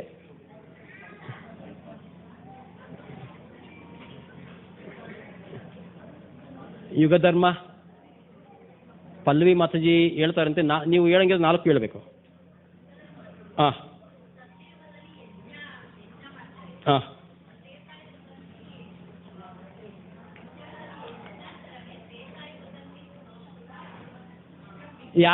ಯಾರು ಅವ್ರಿಗೆ ಡಿಸ್ಟರ್ಬ್ ಮಾಡಬೇಡಿ. ಹಾಂ ಹಾಂ ತ್ರೇತಾ 3 ಹೇಳಲಿಲ್ಲ ಬಿಡಿ, 4 ಹೇಳಲಿಲ್ಲ, ಆಯಿತು, ನಿಮಗೇನು ಕೊಟ್ಟಾಗಲ್ಲ. ಮಾತಾಜಿ ಹೇಳ್ತಾರಂತೆ, ಹೇಳಿ. ಮೈಸೂರು ರೋಡಿಂದ ಹರೇಕೃಷ್ಣ ಮಾತಾಜಿ. ಹಾಂ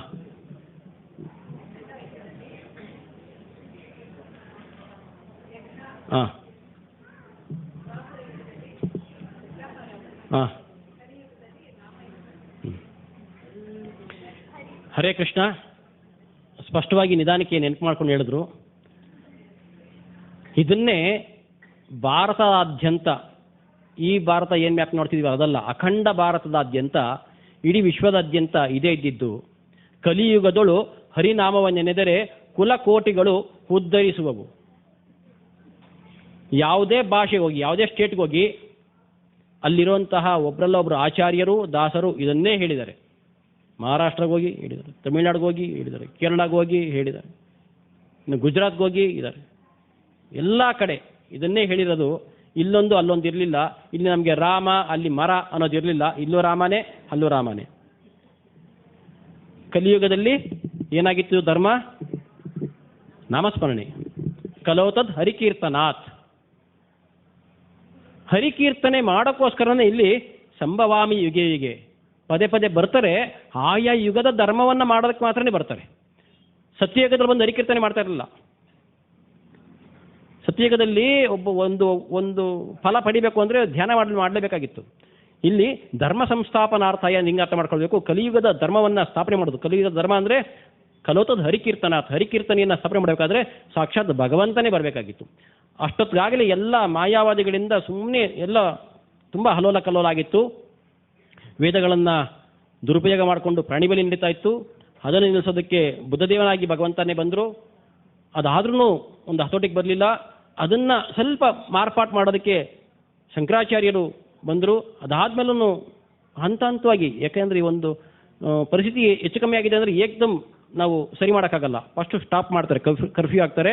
ಅದಾದಮೇಲೆ ನಿಧಾನಕ್ಕೆ ಡೀಲ್ ಆಗ್ಬಿಡ್ತಾರಲ್ಲ ಕರ್ಫ್ಯೂನ, ಆ ಥರ ಹಂತ ಹಂತವಾಗಿ ಬಂದರು. ಎಲ್ಲ ಸಪ್ರೇಟ್ ಆಗಿತ್ತು. ಸೂಕ್ತವಾದ ಸಮಯ ಅಂತೇಳಿ ಪೌರ್ಣಮಾಸ್ಯ ಪಾಲ್ಗುಣಿ ನಕ್ಷತ್ರದ ಇದನ್ನು ಸಚೀಸುತೆ ನವದ್ವೀಪೆ ಮಾಯಾಪುರೆ ಅಲ್ಲಿ ಗೌರಾಂಗ ಈ ರೂಪ ತಗೊಂಡು ಯುಗದ ಧರ್ಮವಾದಂತಹ ಹರಿನಾಮ ಸಂಕೀರ್ತನೆಯನ್ನು ಮತ್ತೆ ಸ್ಥಾಪನೆ ಮಾಡೋದಕ್ಕೋಸ್ಕರ ಮಹಾಪ್ರಭುಗಳು ಬಂದರು. ಇಷ್ಟೂ ಉಲ್ಲೇಖಗಳು ಮಹಾಪ್ರಭುಗಳಲ್ಲಿ ಇದ್ದಿದ್ದನ್ನು ನಾವು ಈಗ ನೋಡ್ತಾ ಇದ್ದೀವಿ. ಇನ್ನೂ ಒಂದು ಉಲ್ಲೇಖ ಇದೆ. ಅವರ ಅಂಗ ಹೇಗಿತ್ತು, ಭಗವಂತನ ಒಂದು ಅರ್ಚ ವಿಗ್ರಹ ಮಾಡಬೇಕಾದ್ರೂ ಅದಕ್ಕೆ ಒಂದು ಶಿಲ್ಪಕಲಾಶಾಸ್ತ್ರ ಇದೆ. ಹೀಗೆ ಇರಬೇಕು, ಇಷ್ಟು ಎತ್ತರಕ್ಕೆ ಇಷ್ಟೇ ಹಣೆ ಇಷ್ಟೇ ಇರಬೇಕು, ಸೊಂಟ ಇಷ್ಟೇ ಇರಬೇಕು, ಕಟಿ ಮತ್ತು ಈ ಗದ್ದ, ಮೂಗು, ಹಣೆ ಇದಕ್ಕೊಂದು ರೇಷಿಯೋ ಇದೆ, ಅದೇ ಪ್ರಕಾರ ಇರಬೇಕು ಅಂತ. ಹಾಗೆ ಭಗವಂತ ಇಲ್ಲಿ ಅವತಾರ ತಗೊಳ್ತಾನೆ, ಪ್ರಕಟ ಆಗ್ತಾನೆ ಅಂದರೆ ಅವನಿಗೂ ಸಹ ಇವೆಲ್ಲ ಚಿಹ್ನೆಗಳಿರಬೇಕು. ಕೃಷ್ಣ ಇದ್ದಂಥ ಸಮಯದಲ್ಲೇ ಒಬ್ಬ ಕಪಟಿ ಕೃಷ್ಣನೂ ಇದ್ದ, ನಾನೇ ಕೃಷ್ಣ ಅಂತ. ಈ ಥರ ಕಪಟಗಳು ಬರಬಾರ್ದು ಅಂಥೇಳಿ ಎಲ್ಲ ಶಾಸ್ತ್ರಗಳಿಂದ ನಮಗೆ ಉಲ್ಲೇಖಗಳನ್ನು ಕೊಡ್ತಿದ್ದಾರೆ.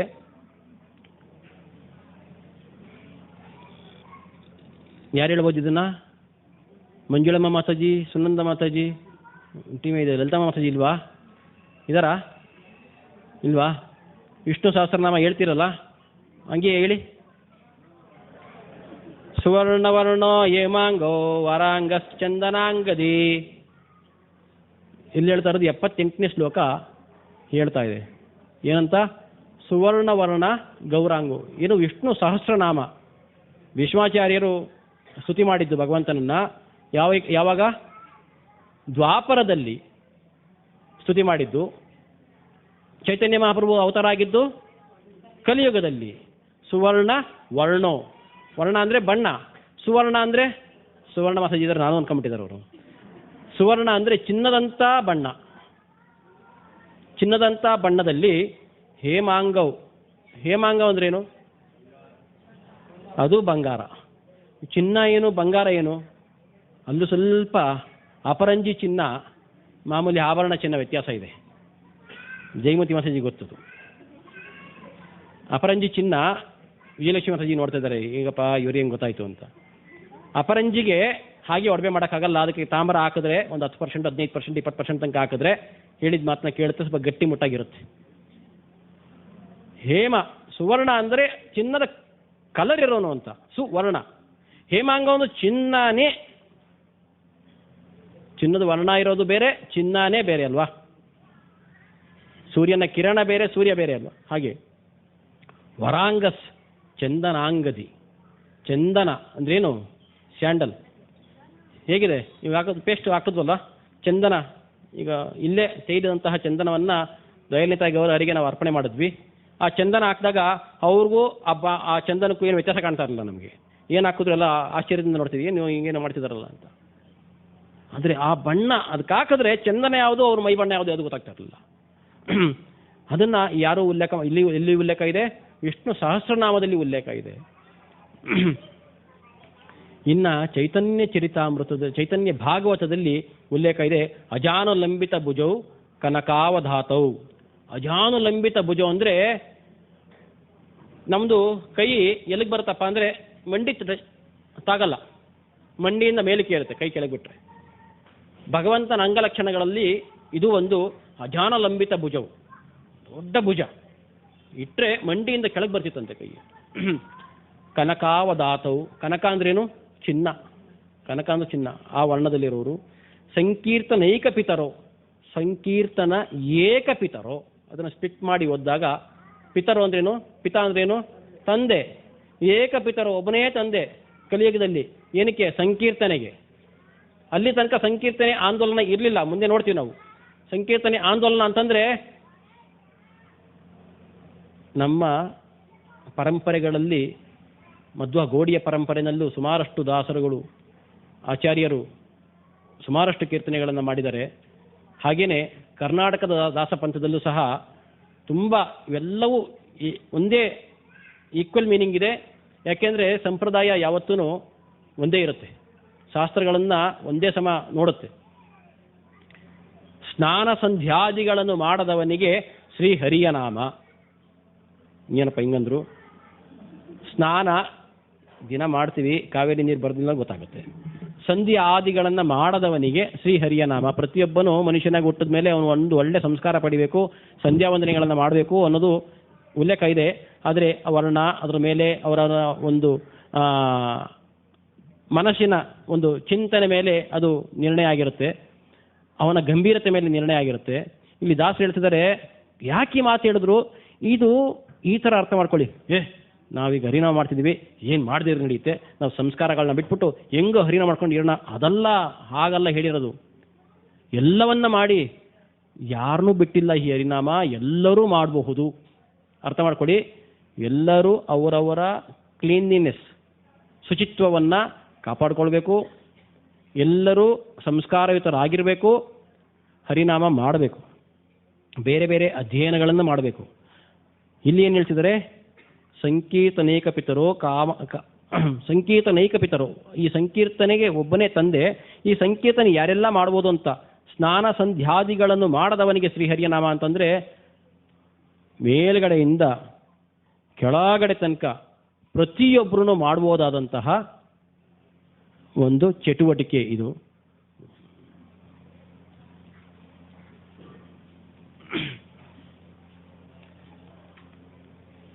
ಹೇಗಪ್ಪ ಇದ್ದಾರೆ ಅಂದರೆ,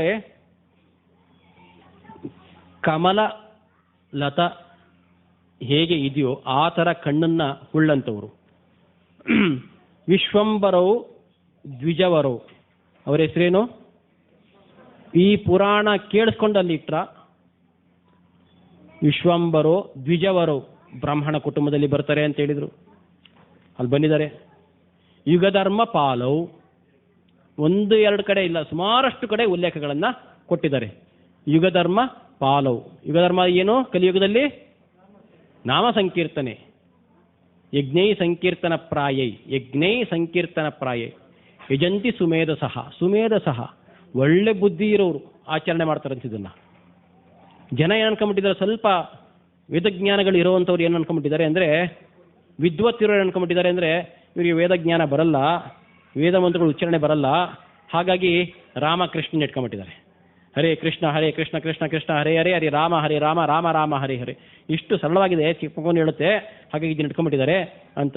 ಅದಲ್ಲ, ಯುಗಧರ್ಮ ಪಾಲವು, ಇದು ಯುಗಧರ್ಮ. ಇಲ್ಲಿದು SSLCನಲ್ಲಿ ಹೋಗಿ ನಾನು ಕ್ವಶನ್ನ ರೆಡ್ ಇಂಕಲ್ಲಿ ಬರೆದ್ಬಿಟ್ಟು ಆನ್ಸರ್ನ ಬ್ಲೂ ಇಂಕಲ್ಲಿ ಬರಿತೀನಿ ಅಂತ ಬರಿತಾ ಕೂತ್ಕೊಂಡ್ರೆ ಅವನಿಗೆ ಮಾರ್ಕ್ಸ್ ಕೊಡ್ತಾರಾ? ಇಲ್ಲ. ಅವನು ಕ್ವಶನ್ ನಂಬರ್ ಹಾಕೊಂಡು ಆನ್ಸರ್ ಮಾಡ್ತಾ ಹೋಗಬೇಕು. ಇನ್ನು ಎಂಟ್ರೆನ್ಸ್ ಎಕ್ಸಾಮ್ಗಳು, ಕಾಂಪಿಟೇಟಿವ್ ಎಕ್ಸಾಮ್ಗೆ ಹೋಗ್ಬಿಟ್ಟು ಅವ್ರು ಏನೋ ಕೊಟ್ಟಿದ್ದಾರಪ್ಪ, ನಾನು ಗೊತ್ತಿದ್ದೆಲ್ಲ ಬರೆದ್ಬಿಡ್ತೀನಿ ಅಂತ ಬರೆದ್ರೆ ಅವನನ್ನು ಶೀಟ್ನೇ ಅರ್ಧ ಹಾಕ್ಬಿಟ್ಟು ಮನೆ ಕಳಿಸ್ಬಿಡ್ತಾರೆ. ಅಲ್ಲಿ ಆಬ್ಜೆಕ್ಟಿವ್ ಟೈಪ್ಸು ಟಕ್ ಟಕ್ ಟಕ್ ಟಕ್ ಟಿಕ್ ಮಾಡಬೇಕು, ಹೆಚ್ಚು ಕಮ್ಮಿ ಮಾಡಿದ್ರೆ ಮೈನಸ್ ಅಂಕಗಳು ಕೊಡ್ತಾರೆ. ಹಾಗೆ ಆಯಾ ಜಗತ್ತಿನ, ಆಯಾ ಸ್ಥಳದ ಆಯಾ ನಿಯಮಗಳನ್ನು ನಾವು ಪಾಲನೆ ಮಾಡಬೇಕು. ಯುಗಧರ್ಮ ಪಾಲವು, ಯುಗಧರ್ಮವನ್ನು ಪಾಲನೆ ಮಾಡೋಕ್ಕೋಸ್ಕರ ಇಲ್ಲಿ ಬಂದಂಥವರು. ಒಂದೇ ಜಗತ್ಪ್ರಿಯವು, ಪ್ರಿಯಕರವು, ಅವರಿಗೆ ನಮಸ್ಕಾರ ಮಾಡ್ತಿದ್ದೀವಿ. ಯಾರು? ಕರುಣಾವತಾರು. ಏನಿದು ಕರುಣಾವತಾರ? ಬೇರೆ ಬೇರೆ ಅವತಾರಗಳನ್ನ ನೋಡಿದ್ದೀವಿ, ನರಸಿಂಹಾವತಾರ ನೋಡಿದ್ದೀವಿ, ಉಗ್ರ ರೂಪದಲ್ಲಿ ಬಂದಿದ್ದು, ಯಾರಿಗೂ ಕರುಣೆ ಕೊಡಲಿಲ್ಲ. ಲಕ್ಷ್ಮೀದೇವಿನೇ ಹತ್ರ ಹೋಗಲಿಲ್ಲ, ಲಕ್ಷ್ಮೀದೇವಿನೇ ಹತ್ರ ಹೋಗಲಿಲ್ಲ. ಅಂದರೆ ಆ ಉಗ್ರ ರೂಪ, ಉಗ್ರ ರೂಪದಲ್ಲಿ ಯಾರು ಭಗವಂತನ ಆ ಮಾತನ್ನು ಕೇಳ್ತಾರೆ? ಉಗ್ರ ರೂಪದಲ್ಲಿ, ಅಪ್ಪ ನೀವು ಬೇಡ, ಏನೋ ಇಲ್ಲೇನೋ ಗಂಜಿನ ಏನೋ ಕುಡ್ಕೊಂಡಿದ್ದೀವಪ್ಪ, ಹಂಗೇಜ್ ಬಿಡ್ತೀವಿ, ಕಷ್ಟ ಇರ್ಬೋದು ನಮಗೆ, ಹಂಗೋ ಹಿಂಗೆ ಬಿಡ್ತೀವಿ, ಹತ್ರಕ್ಕಂತ ಹೋಗೋದು ಬೇಡ ಅಂತ. ಇಲ್ಲಿ ಕರುಣಾವತಾರವು, ಎಂಥ ಪತಿತ ಆತ್ಮರಿಗೆ, ಬಿದ್ದೋಗಿರೋಂಥವ್ರಿಗೆ ಮೇಲೆತ್ತೋದಕ್ಕೋಸ್ಕರ ಈ ಚೈತನ್ಯ ಮಹಾಪ್ರಭುಗಳು ಬಂದಿದ್ದು. ಈಗಾಗಲೇ ಉದ್ಧಾರ ಆಗಿರೋರನ್ನು ಉದ್ಧಾರ ಮಾಡೋಕ್ಕಲ್ಲ, ಯಾರಿಗೆ ಹರಿನಾಮದ ಮಹತ್ವ ಗೊತ್ತಿಲ್ವೋ, ಯಾರು ಇಲ್ಲಿ ಬಿದ್ದು ಒದ್ದಾಡ್ತಾ ಇದ್ದಾರೋ, ಆತ್ಮ ಸಾಕ್ಷಾತ್ಕಾರವನ್ನು ಪಡೆದನೆ ನಾಯಿ ಬೆಕ್ಕು ಥರ ಯಾರು ಜೀವನಾನ ಕಳ್ಕೊತಾ ಇದ್ದಾರೋ ಅಂಥವರನ್ನು ಉದ್ಧಾರ ಮಾಡೋಕ್ಕೋಸ್ಕರ ಕರುಣಾವತಾರು. ಇಂಥ ಮಹಾಪ್ರಭುಗಳು ಬಂದು ಪ್ರತಿಯೊಬ್ಬರಿಗೂ ಸಹ ಕರುಣೆಯನ್ನು ಹಂಚ್ತಾ ಹೋದರು. ಇದನ್ನು ನಾವು ಸುಮಾರಷ್ಟು ಬೇರೆ ಬೇರೆ ಕ್ಲಾಸ್ಗಳಲ್ಲಿ ಕೇಳಿದ್ದೀವಿ, ಹೋದ್ವಾರ ಕ್ಲಾಸ್ನಲ್ಲೂ ಕೇಳಿದ್ದೀವಿ. ಅವ್ರದ್ದು ಕರುಣೆ ಯಾವ ಮಟ್ಟದಲ್ಲಿತ್ತು ಅಂತ. ಜಗಾಯ್ ಮಾದಾಯ್ ಅಂಥವ್ರದನ್ನು, ಅಂಥ ದೊಡ್ಡ ಪಾಪಿಷ್ಟರನ್ನು ಅವ್ರ ಮೇಲೆ ಕೋಪಗೊಂಡು ಮತ್ತೆ ನೆನಪು ಮಾಡಿಕೊಂಡು ಇಲ್ಲ ಬೇಡ ಅಂತ ಹೇಳಿ ಅವ್ರಿಗೂ ಸಹ ಕರುಣೆ ಕೊಟ್ಟಂತಹ ಮಹಾಪ್ರಭು. ಇವರ ಜನ್ಮ ಯಾವಾಗಾಯಿತು ಅಂತ ಕೇಳಿಕೊಂಡ್ವಲ್ವಾ? ಪೌರ್ಣಿಮೆ, ಫಲ್ಗುಣಿ ನಕ್ಷತ್ರ, ಮಾಯಾಪುರ ನವದ್ವೀಪದಲ್ಲಿ ಸಚಿವೇದೇವಿಯ ಗರ್ಭದಲ್ಲಿ ಆಯಿತು. ಇದಾದಮೇಲೆ ಬಾಲ್ಯದಲ್ಲೇ ಪಾಂಡಿತ್ಯ ಇವ್ರಿಗಾಗಲೇ ಇತ್ತು. ಹಾಗಾಗಿ ಸಂಸ್ಕಾರಗಳನ್ನ ಕೊಡೋದಕ್ಕೆ ಹಾಗಾಗಿ ಹೇಳ್ತಾ ಇರ್ತಾರೆ, ತಂದೆ ತಾಯಿ ಅಜ್ಜಿ ತಾತ ಏನು ಮಾಡ್ತಾರೋ ಹಾಗೆ ಮುಂದಿನ ಸಂತತಿ ಬರೋದು ಅಂತ. ನಾವು ಮನೇಲಿ ಯಾವಾಗಲೂ ಜಗಳ ಮಾಡ್ಕೊಂಡೇ ಇದ್ದರೆ ಜಗಳ ಮಾಡೋನೇ ಬರ್ತಾನೆ. ಯಾವಾಗಲೂ ಟಿ ವಿ ನೋಡ್ಕೊಂಡೇ ಇದ್ದರೆ ಏನ್ರಿ ನಮಗೂ ಅಯ್ಯೋ ಹುಟ್ತಾನೆ ಟಿ ವಿ ನೋಡ್ತೀವಿ, ಟಿ ವಿಲಿ ಬರೋದನ್ನೆಲ್ಲ ಡ್ಯಾನ್ಸ್ ಮಾಡಿ ತೋರಿಸುತ್ತೆ ರೀ. ನೋಡ್ತೀವಿ ನಾವು, ಯಾವುದೋ ಒಂದು ಡ್ಯಾನ್ಸ್ ಮಾಡ್ಬಿಟ್ರೆ ಅದನ್ನೇ ದೊಡ್ಡ ವೈರಲ್ ಆಗಿ ಮಾಡ್ತಾರೆ. ಯಾಕೆ? ಇವ್ರು ಹಾಗೇ ಇದ್ರು, ಇವ್ರ ಪ್ರಜ್ಞೆ ಹಾಗೇ ಇತ್ತು. ಮದುವೆಗೆ ಮುಂಚೆ ಆಹಾರ ಪದ್ಧತಿನೂ ಹಾಗೇ ಇತ್ತು, ಮದುವೆನಲ್ಲೂ ಅದೇ ಥರ ಸ್ಮರಣೆ ಇತ್ತು, ಮದುವೆ ಆದ್ಮೇಲೆ ಬಂದಿದ್ದು ಅದೇ. ಯದ್ಭಾವ ತದ್ಭವತಿ. ಇಲ್ಲಿ ಕ್ಲಿಯರ್ ಇದೆ.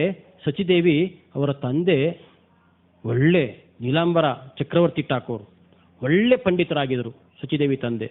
ಈ ಕಡೆ ಜಗನ್ನಾಥ ಮಿಶ್ರಾ ಅವರು ಒಳ್ಳೆ ಪಂಡಿತರಾಗಿದ್ದರು. ಒಂದು ಒಳ್ಳೆ ಪಂಡಿತರ ಅನ್ನೋದಕ್ಕಿಂತ ಭಕ್ತಿ ಭಾವದಲ್ಲಿದ್ದರು. ಹಾಗಾಗಿ ಅವರಿಗೆ ಒಳ್ಳೆಯ ಮಗ ಅನ್ನೋದಕ್ಕಿಂತ ಭಗವಂತ ಅವರನ್ನ ಚೂಸ್ ಮಾಡ್ದ, ಆರಿಸ್ಕೊಂಡ, ನಾನು ಇಲ್ಲಿ ಹೋಗ್ಬೇಕು.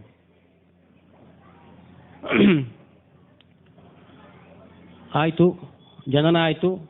ನಿಮಾಯ್ ಅಂದರೆ ಬೇವಿನ ಮರದ ಕೆಳಗಡೆ ಜನನ ಆಯಿತು. ಅದಾದಮೇಲೆ ಚೆನ್ನಾಗಿ ಅಧ್ಯಯನ ಎಲ್ಲ ನಡೀತಾ ಇತ್ತು. 5-6 ವರ್ಷ ಪೌಗಂಡಾವಸ್ಥೆ, ಇನ್ನು ಬಾಲ್ಯದಲ್ಲಿ ಕುಮಾರಾವಸ್ಥೆನಲ್ಲೇ ಹಾಗೆಲ್ಲ ಪಾಂಡಿತ್ಯ. ಈಗೆಲ್ಲ ಏನು ಮಾಡ್ತಾರೆ ಅಂದರೆ, ಒಂದು ರಾಷ್ಟ್ರದ ಮೇಲೆ ನಾವು ಗೆಲುವು ಸಾಧಿಸಬೇಕು ಅಂದರೆ ಒಂದು ಮ್ಯಾಚ್ ಆಡ್ತಾರೆ, ಅಥವಾ ನಿನ್ನ ಸೈನ್ಯ ಎಷ್ಟಿದೆ, ನನ್ನ ಸೈನ್ಯ ಎಷ್ಟಿದೆ ಅದನ್ನು ನಡೀತಾರೆ. ಹಿಂದೆ ಹಾಗಿರಲಿಲ್ಲ. ಪಾಂಡಿತ್ಯ, ನಿಮ್ಮಲ್ಲಿ ಎಷ್ಟು ಜನ ಪಂಡಿತರಿದ್ದಾರೆ, ಏನು ಪಾಂಡಿತ್ಯ ಇದೆ ಅದನ್ನು ಟೆಸ್ಟ್ ಮಾಡೋಕ್ಕೆ ಬರ್ತೀವಿ. ಸೋತ್ರೆ ನೀವು ನಮಗೆ ಕಪ್ಪ ಕಾಣಿಕೆ ಕೊಡಬೇಕು ಅಥವಾ ನಮ್ಮ ದಾಸರಾಗಬೇಕು, ಎಲ್ಲ ಇರ್ತಿತ್ತು. ಹಾಗಾಗಿ ಆ ಸಮಯದಲ್ಲಿ ಕೇಶವ ಕಾಶ್ಮೀರಿ ಅನ್ನುವಂಥ ಕಾಶ್ಮೀರಿ ಪಂಡಿತ ಭಾರಿ ಪ್ರಖ್ಯಾತಿ ಭರತಖಂಡದಲ್ಲಿ, ಈ ಒಂದು ಭಾರತದಲ್ಲಿ. ಆತ ಎಲ್ಲ ಕಡೆ ಅವ್ರದ್ದಿದೆ ಕೆಲಸ ಅಲ್ವಾ, ನಾವು ಅಶ್ವಮೇಧ ಯಾಗ ಮಾಡ್ತಾರಲ್ಲ, ದಂಡೆ ಎತ್ತು ಹೋಗೋದು ಅಂತ, ಈ ಥರ ಎಲ್ಲ ಕಡೆ ಹೋಗ್ತಾ ಇರ್ತಾರೆ. ಗೊತ್ತಾಗುತ್ತೆ ಇಲ್ಲಿ ದೊಡ್ಡ ದೊಡ್ಡ ಪಂಡಿತರಿದ್ದಾರೆ ಮಾಯಾಪುರದಲ್ಲಿ, ನವದ್ವೀಪದಲ್ಲಿ ಅಂತೇಳಿ ಇಲ್ಲಿ ಬರೋಣ ಅಂತ ಬರ್ತಾರೆ. ಸರಿ, ಒಂದು ದಿನ ಫಿಕ್ಸ್ ಆಗಿರುತ್ತೆ ಸಮಯ, ಇಂಥ ದಿನ ನಿಮ್ಮಲ್ಲಿ ಒಂದು ಸಂವಾದ ಇಟ್ಕೊಳ್ಳೋಣ ಶಾಸ್ತ್ರಗಳ ಮೇಲೆ, ವೇದಗಳ ಮೇಲೆ ಅಂತೇಳಿ. ಆಯಿತು, ಸಂವಾದ ವೇದಿಕೆ ಸಿದ್ಧ ಆಗಿದೆ, ನಾಳೆ ಸಂವಾದ ಅನ್ನೋದು ಫಿಕ್ಸ್ ಆಗಿದೆ. ಹಿಂದಿನ ದಿನ ಈ ನಿಮಾಯ್ ಪಂಡಿತರು ಸಹ ವಾಯುವಿಹಾರಕ್ಕಾಗಿ ಹೊರಡೆ ಹೋಗಿರ್ತಾರೆ ಗಂಗಾ ನದಿ ತೀರದಲ್ಲಿ. ಕೇಶವ ಕಾಶ್ಮೀರನು ಸಹ ಅಲ್ಲೇ ಬರ್ತಾ ಇರ್ತಾರೆ. ಸರಿ, ನೀನೇನಾ ನಿಮಾಯ್ ಪಂಡಿತ, ನಿನ್ನ ಬಗ್ಗೆ ಅವರು ಇವರೆಲ್ಲ ಮಾತಾಡ್ತಿದ್ದಾರಪ್ಪ ಅಂತ ಹೇಳ್ತಾರೆ. ಹೌದೌದು. ಸರಿ, ಇವರು ರಿಕ್ವೆಸ್ಟ್ ಮಾಡಲು ಕೇಳ್ತಾರೆ, ನನಗೊಂದು ಗಂಗಾದೇವಿ ಮೇಲೆ ಒಂದು 100 ಪದ್ಯಗಳನ್ನು ರಚನೆ ಮಾಡಿಕೊಡಿ ಅಂತ. ನೋಡ್ತಾರೆ, ಈ ಚಿಕ್ಕ ಹುಡುಗ ನಾನು ಕೇಳ್ತೀನಿ, ಆಯಿತು ಏನು ಚಿಟಿಕೆ ಹೊಡೆಯೋದು ರಚನೆ ಮಾಡ್ತೀನಿ ಅಂತೇಳಿ ಒಂದೇ ಸಮ 100 ಪದ್ಯಗಳನ್ನು ಹೇಳ್ಕೊತ ಹೋಗ್ತಾರೆ. ಎಲ್ಲ ಕೇಳಿಸ್ಕೊಂಡ್ಮೇಲೆ ಮಹಾಪ್ರಭು ನಿಮಾಯ್ ಪಂಡಿತ ಹೇಳ್ತಾರೆ, ನೀವು ಆ 64ನೇ ಶ್ಲೋಕದಲ್ಲಿ ಹೇಳಿದ್ರಲ್ಲ, ಭವಾನಿ ಭರ್ತೃ ಅಂತ, ಅದು ಅರ್ಥೈಕೆ ಸರಿ ಇಲ್ಲ, ಅದನ್ನು ಸ್ಪಷ್ಟವಾಗಿ ವಿವರಿಸ್ತಾರೆ. ಆಗ ಮಾರನೇ ದಿನದ್ದು ಜುಗಲ್ಬಂದಿ ಇತ್ತಲ್ಲ, ಅದು ಕ್ಯಾನ್ಸಲ್ ಆಗೋಯ್ತು. ಜುಗಲ್ಬಂದಿ ಯಾರ ಮೇಲೆ ಇಟ್ಟಿದ್ರು ಅಂದರೆ, ಕೇಶವ ಕಾಶ್ಮೀರಿಗೆ ನಿಮಾಯ್ ಪಂಡಿತನನ್ನೇ ಇಟ್ಕೊಂಡಿದ್ದಿದ್ರು. ಯಾಕೆಂದರೆ ಬೇರೆ ಪಂಡಿತರು ಸೋತೋಗ್ಬಿಟ್ರೆ, ಅದೇ ಮಗು ಸೋತ್ರೆ ಮಗು ಬಿಡ್ರಿ ಅಂತ ಹೇಳ್ಬೋದಲ್ಲ ಅಂತ ಈ ಒಂದು ಲೆಕ್ಕಾಚಾರ ಇಟ್ಕೊಂಡಿದ್ರು. ಆದರೆ ಹಿಂದಿನ ದಿನನೇ ಸೋತೋದು. ಅದಾದ ನಂತರ ಇದೆ ಕೇಶವ ಕಾಶ್ಮೀರಿಯರು ಮಹಾಪ್ರಭುಗೆ ಹೇಳ್ತಾರಂಥದ್ದು. ಅದಾದ ನಂತರ ಅವರಿಗೆ 16 ವರ್ಷದಲ್ಲಿ ಅವರೇ ಒಂದು ಸ್ಕೂಲ್ನ ಓಪನ್ ಮಾಡಿದ್ರು. ಈಗ ನಾವು ಸ್ಕೂಲ್ ಓಪನ್ ಮಾಡಬೇಕು 45 ವರ್ಷ ಆಗಬೇಕು ನಮಗೆ. ಅಲ್ಲಿ ಇಲ್ಲಿ ಬೇರೆ ಬೇರೆ ಅಪ್ಪ ತಾತ ಮಾಡಿ ಜಮೀನುಗಳೆಲ್ಲ ಮಾರಿ ಇಲ್ಲಿ ಸ್ಕೂಲ್ ಒಂದು ಸೈಟ್ ತೊಗೊಂಡು ಬಿಲ್ಡಿಂಗ್ ಕಟ್ಟಿ ಎಲ್ಲ ಮಾಡಬೇಕು. ಆದರೆ 16 ವರ್ಷದಲ್ಲೇ ಒಂದು ಗುರುಕುಲವನ್ನು ಸ್ಥಾಪನೆ ಮಾಡಿ ಚತುಷ್ಪಾಠಿ ಅಂತೇಳಿ ಅಲ್ಲಿ ತುಂಬ ಮಕ್ಕಳಿಗೆ ವ್ಯಾಕರಣವನ್ನು, ವಿಶೇಷವಾಗಿ ಗ್ರಾಮರ್ ಅಧ್ಯಯನ ಇವರು ಮಾಡಿಸ್ತಾ ಇದ್ರು. ಇದರಲ್ಲಿ ಇವ್ರ ಫಲೇನ ಪರಿಚಯತೆ ಅಂತ ಹೇಳ್ತೀವಲ್ವಾ, ಇವ್ರಿಗೆ ಎಷ್ಟು ವಿದ್ವತ್ತಿತ್ತು ಅವರ ಶಿಷ್ಯನನ್ನು ನೋಡೋದು ಗೊತ್ತಾಗ್ಬಿಡುತ್ತೆ. ಶಿಷ್ಯ ಯಾರು? ರೂಪ ಗೋಸ್ವಾಮಿ. ಹೌದು, ಹರಿನಾಮಾಮೃತ ವ್ಯಾಕರಣ ಅನ್ನೋದು ಇವತ್ತಿಗೂ ಬಂಗಾಲದಲ್ಲಿ ಪಠ್ಯವಾಗಿದೆ. ನಮ್ಮ ಕಡೆ ಈ ಕಡೆ ಇದೆಯಲ್ಲ ಕೇಶಿರಾಜಂದು ವ್ಯಾಕರಣ, ಯಾರು ಗೊತ್ತೋ ಗೊತ್ತಿಲ್ಲ, ಕನ್ನಡ ಪಂಡಿತರಿದ್ರೆ ಗೊತ್ತಾಗುತ್ತೆ. ಕೇಶಿರಾಜನ ವ್ಯಾಕರಣ ಸುವರ್ಣ ಮಾತಾಜಿ ಗೊತ್ತಿತ್ತು. ಆ ಪ್ರಕಾರದಲ್ಲಿ ಅಲ್ಲಿ ರೂಪಗೋಸ್ವಾಮಿ ರಚನೆ ಮಾಡುವಂಥ ಹರಿನಾಮಾಮೃತ ವ್ಯಾಕರಣ ಇವತ್ತಿಗೂ ಪ್ರಚಲಿತದಲ್ಲಿದೆ. ಅವರ ಶಿಷ್ಯಯಿತ ಗುರು ಇನ್ನೆಷ್ಟು ವಿದ್ವತ್ತಿರಬೇಕು. ಹಾಗಾಗಿ ಅದಾದ ನಂತರ ಇವರು ಎಲ್ಲ ಕಡೆ ಸಂಕೀರ್ತನೆಯನ್ನು ಮಾಡೋದಕ್ಕೆ ಪ್ರಾರಂಭ ಮಾಡ್ತಾರೆ. ಆ ಸಂಕೀರ್ತನೆ ಮಾಡುವಾಗ ಶ್ರೀವಾಸಂಗನ್ ಅಂತ ಶ್ರೀವಾಸ ಪಂಡಿತವರ ಮನೆ ಅಲ್ಲಿ ಇವ್ರದ್ದು ಒಂದು ಚಟುವಟಿಕೆಯ ಸ್ಥಳ ಆಗಿತ್ತು. ಅದಾದ ನಂತರ ಇವರಿಗೆ 24 ಇದೇ ಸಮಯದಲ್ಲಿ ಸಂಕೀರ್ತನೆ ತುಂಬ ಜೋರಾಗಿ ನಡೀತಾ ಇರುತ್ತೆ. ಆ ತುಂಬ ಜೋರಾಗಿ ನಡೀತಾ ಇರೋ ಸಂಕೀರ್ತನೆಯಲ್ಲಿ ಒಬ್ಬರು ಒಳ್ಳೆಯವರಿದ್ದಾರೆ ಅಂದರೆ ಸಹಿಸದೇ ಇರೋರು ಇದ್ದೇ ಇರ್ತಾರೆ. ಆವಾಗಲೇ ಒಳ್ಳೆಯವರಿಗೆ ಅವರ ಬೆಲೆ ಗೊತ್ತಾಗೋದು, ಇಲ್ಲ ಗೊತ್ತಾಗಲ್ಲ. ಎಲ್ಲರೂ ಜೈ ಜೈ ಅಂದರೆ ಹಾಳಾಗೋದಕ್ಕೆ, ಎಲ್ಲರೂ ನಮ್ಮನ್ನ ದೋಷ ಹೇಳ್ತಿದ್ದಾರೆ ಅಂದರೆ ಅದು ಬದುಕೋದಕ್ಕೆ. ಹಾಗಾಗಿ ಎಲ್ಲರೂ ಅಲ್ಲಿದ್ದಂತಹ ಶಾನ್ ಕಾಜಿಗೆ ಹೋಗಿ ಕಂಪ್ಲೇಂಟ್ ಮಾಡ್ತಾರೆ. ಇವ್ರು ಭಾರಿ ಮೃದಂಗಗಳನ್ನ ತಗೊಂಡು ಹಗಲು ರಾತ್ರಿ ಅಂದರೆ ರಸ್ತೆಗಳಲ್ಲೆಲ್ಲ ಕೀರ್ತನೆ ಮಾಡ್ತಿದ್ದಾರೆ, ಇದು ಸರಿ ಇಲ್ಲ, ಇದು ನಿಲ್ಲಿಸ್ಬೇಕು ಹಾಗೆ ಹೀಗೆ ಅಂತೇಳಿ ಅದು ನಿಲ್ಸಕ್ಕೆ ಬರ್ತಾರೆ. ಅದಾಗೋದಿಲ್ಲ. ಒಂದು ದೊಡ್ಡ ಆಂದೋಲನವನ್ನು ಸೃಷ್ಟಿ ಮಾಡ್ತಾರೆ. ಒಂದು ಅಧಿಕಾರಯುತ ಸರ್ಕಾರದ ಮೇಲೆ ಅಸಹಕಾರ ಆಂದೋಲನ ಮಾಡುವಂತಹ ಮೊದಲನೇ ಹರಿಕಾರ ಅಂತಂದರೆ ಚೈತನ್ಯ ಮಹಾಪ್ರಭುಗಳು. ಅಲ್ಲಿ ಅವನನ್ನು ಕನ್ವಿನ್ಸ್ ಮಾಡಿ ಅದಾದಮೇಲೆ ಅವರೂ ಸಹ ಹರಿನಾಮ ಮಾಡೋ ಥರ ಮಾಡಿದಂತಹ ಹೆಗ್ಗಳಿಕೆ ಮಹಾಪ್ರಭುದು. 24ನೇ ವಯಸ್ಸಿನಲ್ಲಿ ಕೇಶವ ಭಾರತಿ, ಕಟ್ವಾದಲ್ಲಿ ಇದ್ದಂತಹ ಕೇಶವ ಭಾರತಿಯವರಿಂದ ಇವರು ಸನ್ಯಾಸ ತಗೊಳ್ತಾರೆ. ಸನ್ಯಾಸ ತಗೊಂಡ ನಂತರ ರೂಪ ಗೋಸ್ವಾಮಿ ಮತ್ತು ಸನಾತನ ಗೋಸ್ವಾಮಿ ಇವ್ರಿಗೆಲ್ಲರಿಗೂ ವೃಂದಾವನದಲ್ಲಿ ಉತ್ಖನನ, ಅಲ್ಲೆಲ್ಲ ಇವತ್ತೇನು ಹೊಸರ ವೃಂದಾವನ ನೋಡ್ತಾ ಇದ್ದೀವಿ, ಗೋವರ್ಧನ್ ಗಿರಿ ಎಲ್ಲ ಆ ಥರ ಇರಲಿಲ್ಲ, ಎಲ್ಲ ನಾಶ ಆಗೋಗಿತ್ತು. ಅದನ್ನೆಲ್ಲ ಮತ್ತೆ ಜೀರ್ಣೋದ್ಧಾರ ಮಾಡಿ ಅಂತ ಅಲ್ಲಿ ಕಳಿಸ್ತಾರೆ. ಮತ್ತು ಇವರು ದಕ್ಷಿಣ ಭಾರತ ಯಾತ್ರೆಯನ್ನು ಮಾಡಿಕೊಂಡು ಬರ್ತಾರೆ. ಸನ್ಯಾಸ ತಗೊಂಡ್ಮೇಲೆ, ಸನ್ಯಾಸ ತಗೊಳಕ್ಕೆ ಮುಂಚೆ ಅದ್ವೈತಾಚಾರ್ಯ ಮತ್ತು ಶ್ರೀವಾಸ್ ಪಂಡಿತ್ ಇವರು ಅವರಿಗೆ ಆಪ್ತರಾಗಿದ್ದರು. ಸನ್ಯಾಸ ತಗೊಂಡ್ಮೇಲೆ ನಿತ್ಯಾನಂದ ಪ್ರಭುಗಳು ಆಪ್ತರಾಗ್ತಾರೆ. ಅದಾದ ನಂತರ ದಕ್ಷಿಣ ಭಾರತದಾದ್ಯಂತ ಇವರು ಪ್ರವಾಸ ಮಾಡ್ತಾರೆ. ದಕ್ಷಿಣ ಭಾರತದಲ್ಲಿ ನೋಡಿ ಇಡೀ ಮುಕ್ಕಾಲು ಭಾರತವನ್ನು ಪ್ರವಾಸ ಮಾಡ್ತಾರೆ. ಅದಾದ ನಂತರ ಎಲ್ಲ ಕಡೆ ಮಾಡಿದ್ದು ಒಂದೇ, ಕರ್ನಾಟಕಕ್ಕೂ ಬಂದಿದ್ದಾರೆ. ಕರ್ನಾಟಕದಲ್ಲಿ ಉಡುಪಿ, ಪಂಡರಾಪುರ ಮುಂಚೆ ಕರ್ನಾಟಕನೇ, ಉಡುಪಿ, ಪಂಡರಾಪುರ ಇಲ್ಲೆಲ್ಲ ಬಂದು ಎಲ್ಲ ಕಡೆನೂ ಸಹ ತಮ್ಮ ಏನು ಧ್ಯೇಯ ಇತ್ತು ಹರಿನಾಮ ಸಂಕೀರ್ತನೆಯನ್ನು ತುಂಬ ಚೆನ್ನಾಗಿ ಹರಡಿ ಮುಂದೆ ಹೋಗ್ತಾರೆ.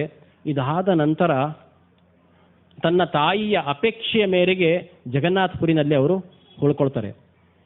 ಇದು ಇಷ್ಟು ಸಣ್ಣ ಬ್ರೀಫಾಗಿ ಕೊಟ್ಟಿದ್ದೀನಿ, ಏನು ದೀಪಾಗಿ ಹೋಗಿಲ್ಲ, ತುಂಬ ಸರಳವಾಗಿ ಕೊಟ್ಟಿದ್ದೀನಿ, ಹೊಸಬರು ಹೆಚ್ಚಿಗೆ ಇದ್ದಿದ್ದರಿಂದ.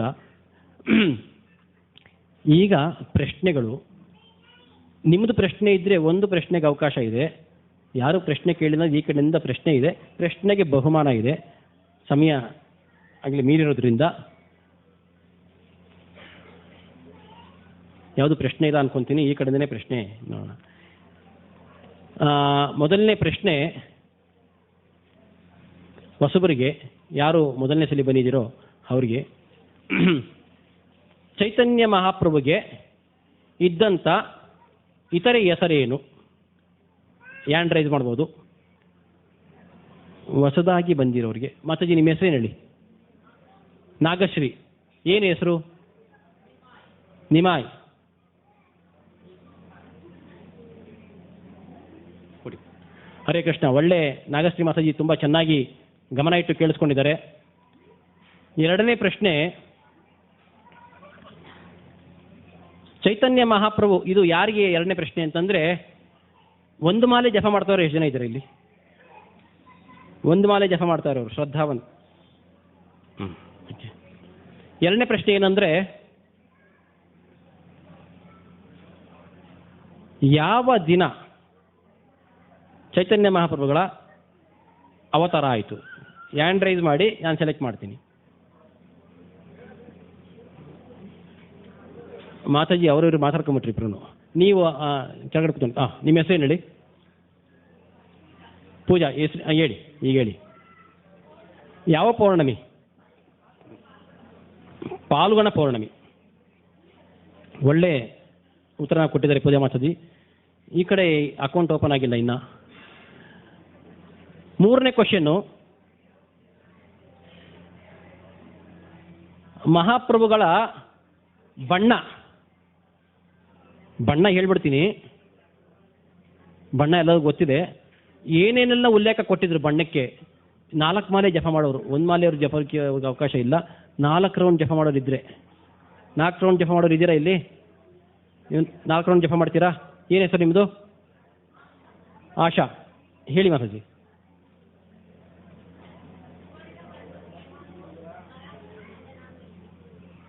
ಇನ್ನು ಹಾಗೆ ನೋಟ್ ಮಾಡ್ಕೊಂಡಿದ್ರಾ ಅಥವಾ ಕ್ಯಾಪ್ಚರ್ ಮಾಡ್ಕೊಂಡಿದ್ರಾ? ಓ ಹಾಂ ಹಾಂ ಹಾಂ, ಇಲ್ಲಿ ಲೀಕ್ ಆಗಿದೆ ವಿಚಾರ. ಸರಿ ಸರಿ ಸರಿ ಮಾತಾಜಿ, ಓಕೆ ಮಾತಾಜಿ. ಯಾರ್ಯಾರಿಗೆ ಏನಲ್ಲಿ ಎಲ್ಲೆಲ್ಲಿ ಫ್ರೀ ಆಗಿರುತ್ತೋ ಅಲ್ಲಲ್ಲಿ ಲಿಂಕ್ ಸಿಗುತ್ತೆ ಅನ್ನೋದಕ್ಕೆ ಒಂದು ನಿದರ್ಶನ. ಈಗ 8 ಮಾಲೆ ಜಪ ಮಾಡೋರು ಅವ್ರು ಮಾತ್ರ ಉತ್ತರ ಕೊಡಬೇಕು.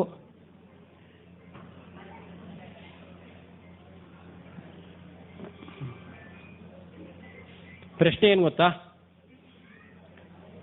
ಗರುಡ ಪುರಾಣದ ಉಲ್ಲೇಖದ ಶ್ಲೋಕ ಹೇಳಬೇಕು.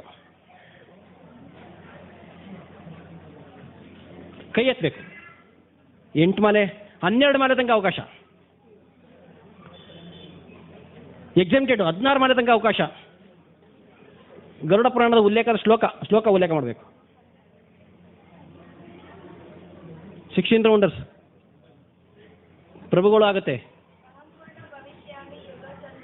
ನೋಡ್ಕೊಂಡೆಲ್ಲ ಹೇಳ್ತೀರಲ್ಲಪ್ಪ. ಓಕೆ, ಆನ್ಸರ್ ಓಕೆ, ಆದರೆ ಪ್ರೈಸ್ ಎಲ್ಲ ಇರೋದಿಲ್ಲ. ಕೊನೆಯ ಪ್ರಶ್ನೆ, ಭಗವಂತ ಯಾವ ಯಾವ ಯುಗದಲ್ಲಿ ಅವತಾರ ಆಗ್ತೀನಿ ಅಂತ ಹೇಳಿದರೆ, ಹಾಗೆ ಕಲಿಯುಗದಲ್ಲೂ ಅವತಾರ ಆಗಿದೆ. ಈ ಅವತಾರ ಯಾವ ಪರಮ ಉದ್ದೇಶಕ್ಕಾಗಿತ್ತು? ನಾನು ಇಲ್ಲಿ ಹೇಳಿಲ್ಲ, ಆದರೆ ಉತ್ತರ ಕೊಡಬೇಕಾಗತ್ತೆ. ಯಾವ ಪರಮ ಉದ್ದೇಶಕ್ಕಾಗಿತ್ತು? ಆಂತರಿಕ ಕಾರಣ ಏನಾಗಿತ್ತು? ದೀಕ್ಷೆ ಪಡೆದಿರೋರು ಮಾತ್ರ ಅವಕಾಶ.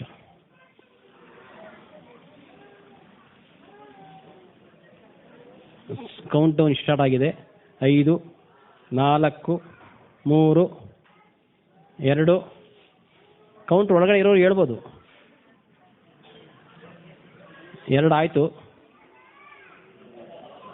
ಯಾರು ಕೈ ಎತ್ತಿದ್ರಾ? ಸುನಿಲ್ ಪ್ರಭು. ಹರಿನಾಮ ಹರಡೋದಕ್ಕೆ ಸ್ವಲ್ಪ ಹತ್ರದಲ್ಲಿದ್ದೀರಾ? ಸರಿ, ಓಕೆ. ಪಾಸ್ ಓವರ್ ಆಗಿದೆ ಕ್ವಶನ್ನು. ಭಾನುವಾರ ಒಳ್ಳೆ ಕಾರ್ಯಕ್ರಮ ಇದೆ, ಅಲ್ಲಿದೆ ಕ್ವಶನ್ ಮತ್ತೆ ಬರುತ್ತೆ. ನೀವು ಉತ್ತರ ನೋಡ್ಕೊಂಬರ್ಬೋದು. ನೋಡ್ಕೊಂಬರೋ ಅಷ್ಟೊತ್ತಿಗೆ ಇದರಲ್ಲಿ ಇನ್ನೊಂದು ಸ್ವಲ್ಪ ತಿರುಚಿ ಪ್ರಶ್ನೆ ಕೇಳಿರ್ತೀವಿ. ಹರೇ ಕೃಷ್ಣ. ಇಲ್ಲಿಗೆ ಈ ಕಾರ್ಯಕ್ರಮನ ನಿಲ್ಲಿಸ್ತಾ ಇದ್ದೀವಿ. ಮಹಾಪ್ರಭುಗಳು ಏನೆಲ್ಲ ತಿಳ್ಕೊಂಡ್ವಿ ಇವತ್ತು, ಮಹಾಪ್ರಭುಗಳು ಯಾರು, ಬಂದ ಕಾರಣ ಏನು, ಬರೋದಕ್ಕೆ ಭವಿಷ್ಯವಾಣಿ ಯಾವ್ಯಾವುದರಲ್ಲೆಲ್ಲ ಉಲ್ಲೇಖ ಇತ್ತು, ಮಹಾಪ್ರಭು ಬೇರೆ ಅಲ್ಲ. ಉದ್ದೇಶ ಇಷ್ಟೇ, ಮಹಾಪ್ರಭು ಬೇರೆ ಅಲ್ಲ, ಸಾಕ್ಷಾತ್ ಭಗವಂತ ಬೇರೆ ಅಲ್ಲ. ಏನೋ ಬೇರೆ ಬೇರೆ ಆಚರಣೆಗಳಾಗುತ್ತೆ, ಇದು ಆಚರಣೆ ಅದಲ್ಲ, ಸಾಕ್ಷಾತ್ ಭಗವಂತ. ಅದಕ್ಕೆ ಇಷ್ಟೊಂದು ರೆಫರೆನ್ಸ್ಗಳನ್ನು ಸಿಸ್ಟಮ್ಯಾಟಿಕ್ಕಾಗಿ ಅರ್ಥ ಆಗಲಿ ಅಂತೇಳಿ ಇದನ್ನು ಮಾಡಿಕೊಟ್ವಿ. ಹರೇ ಕೃಷ್ಣ.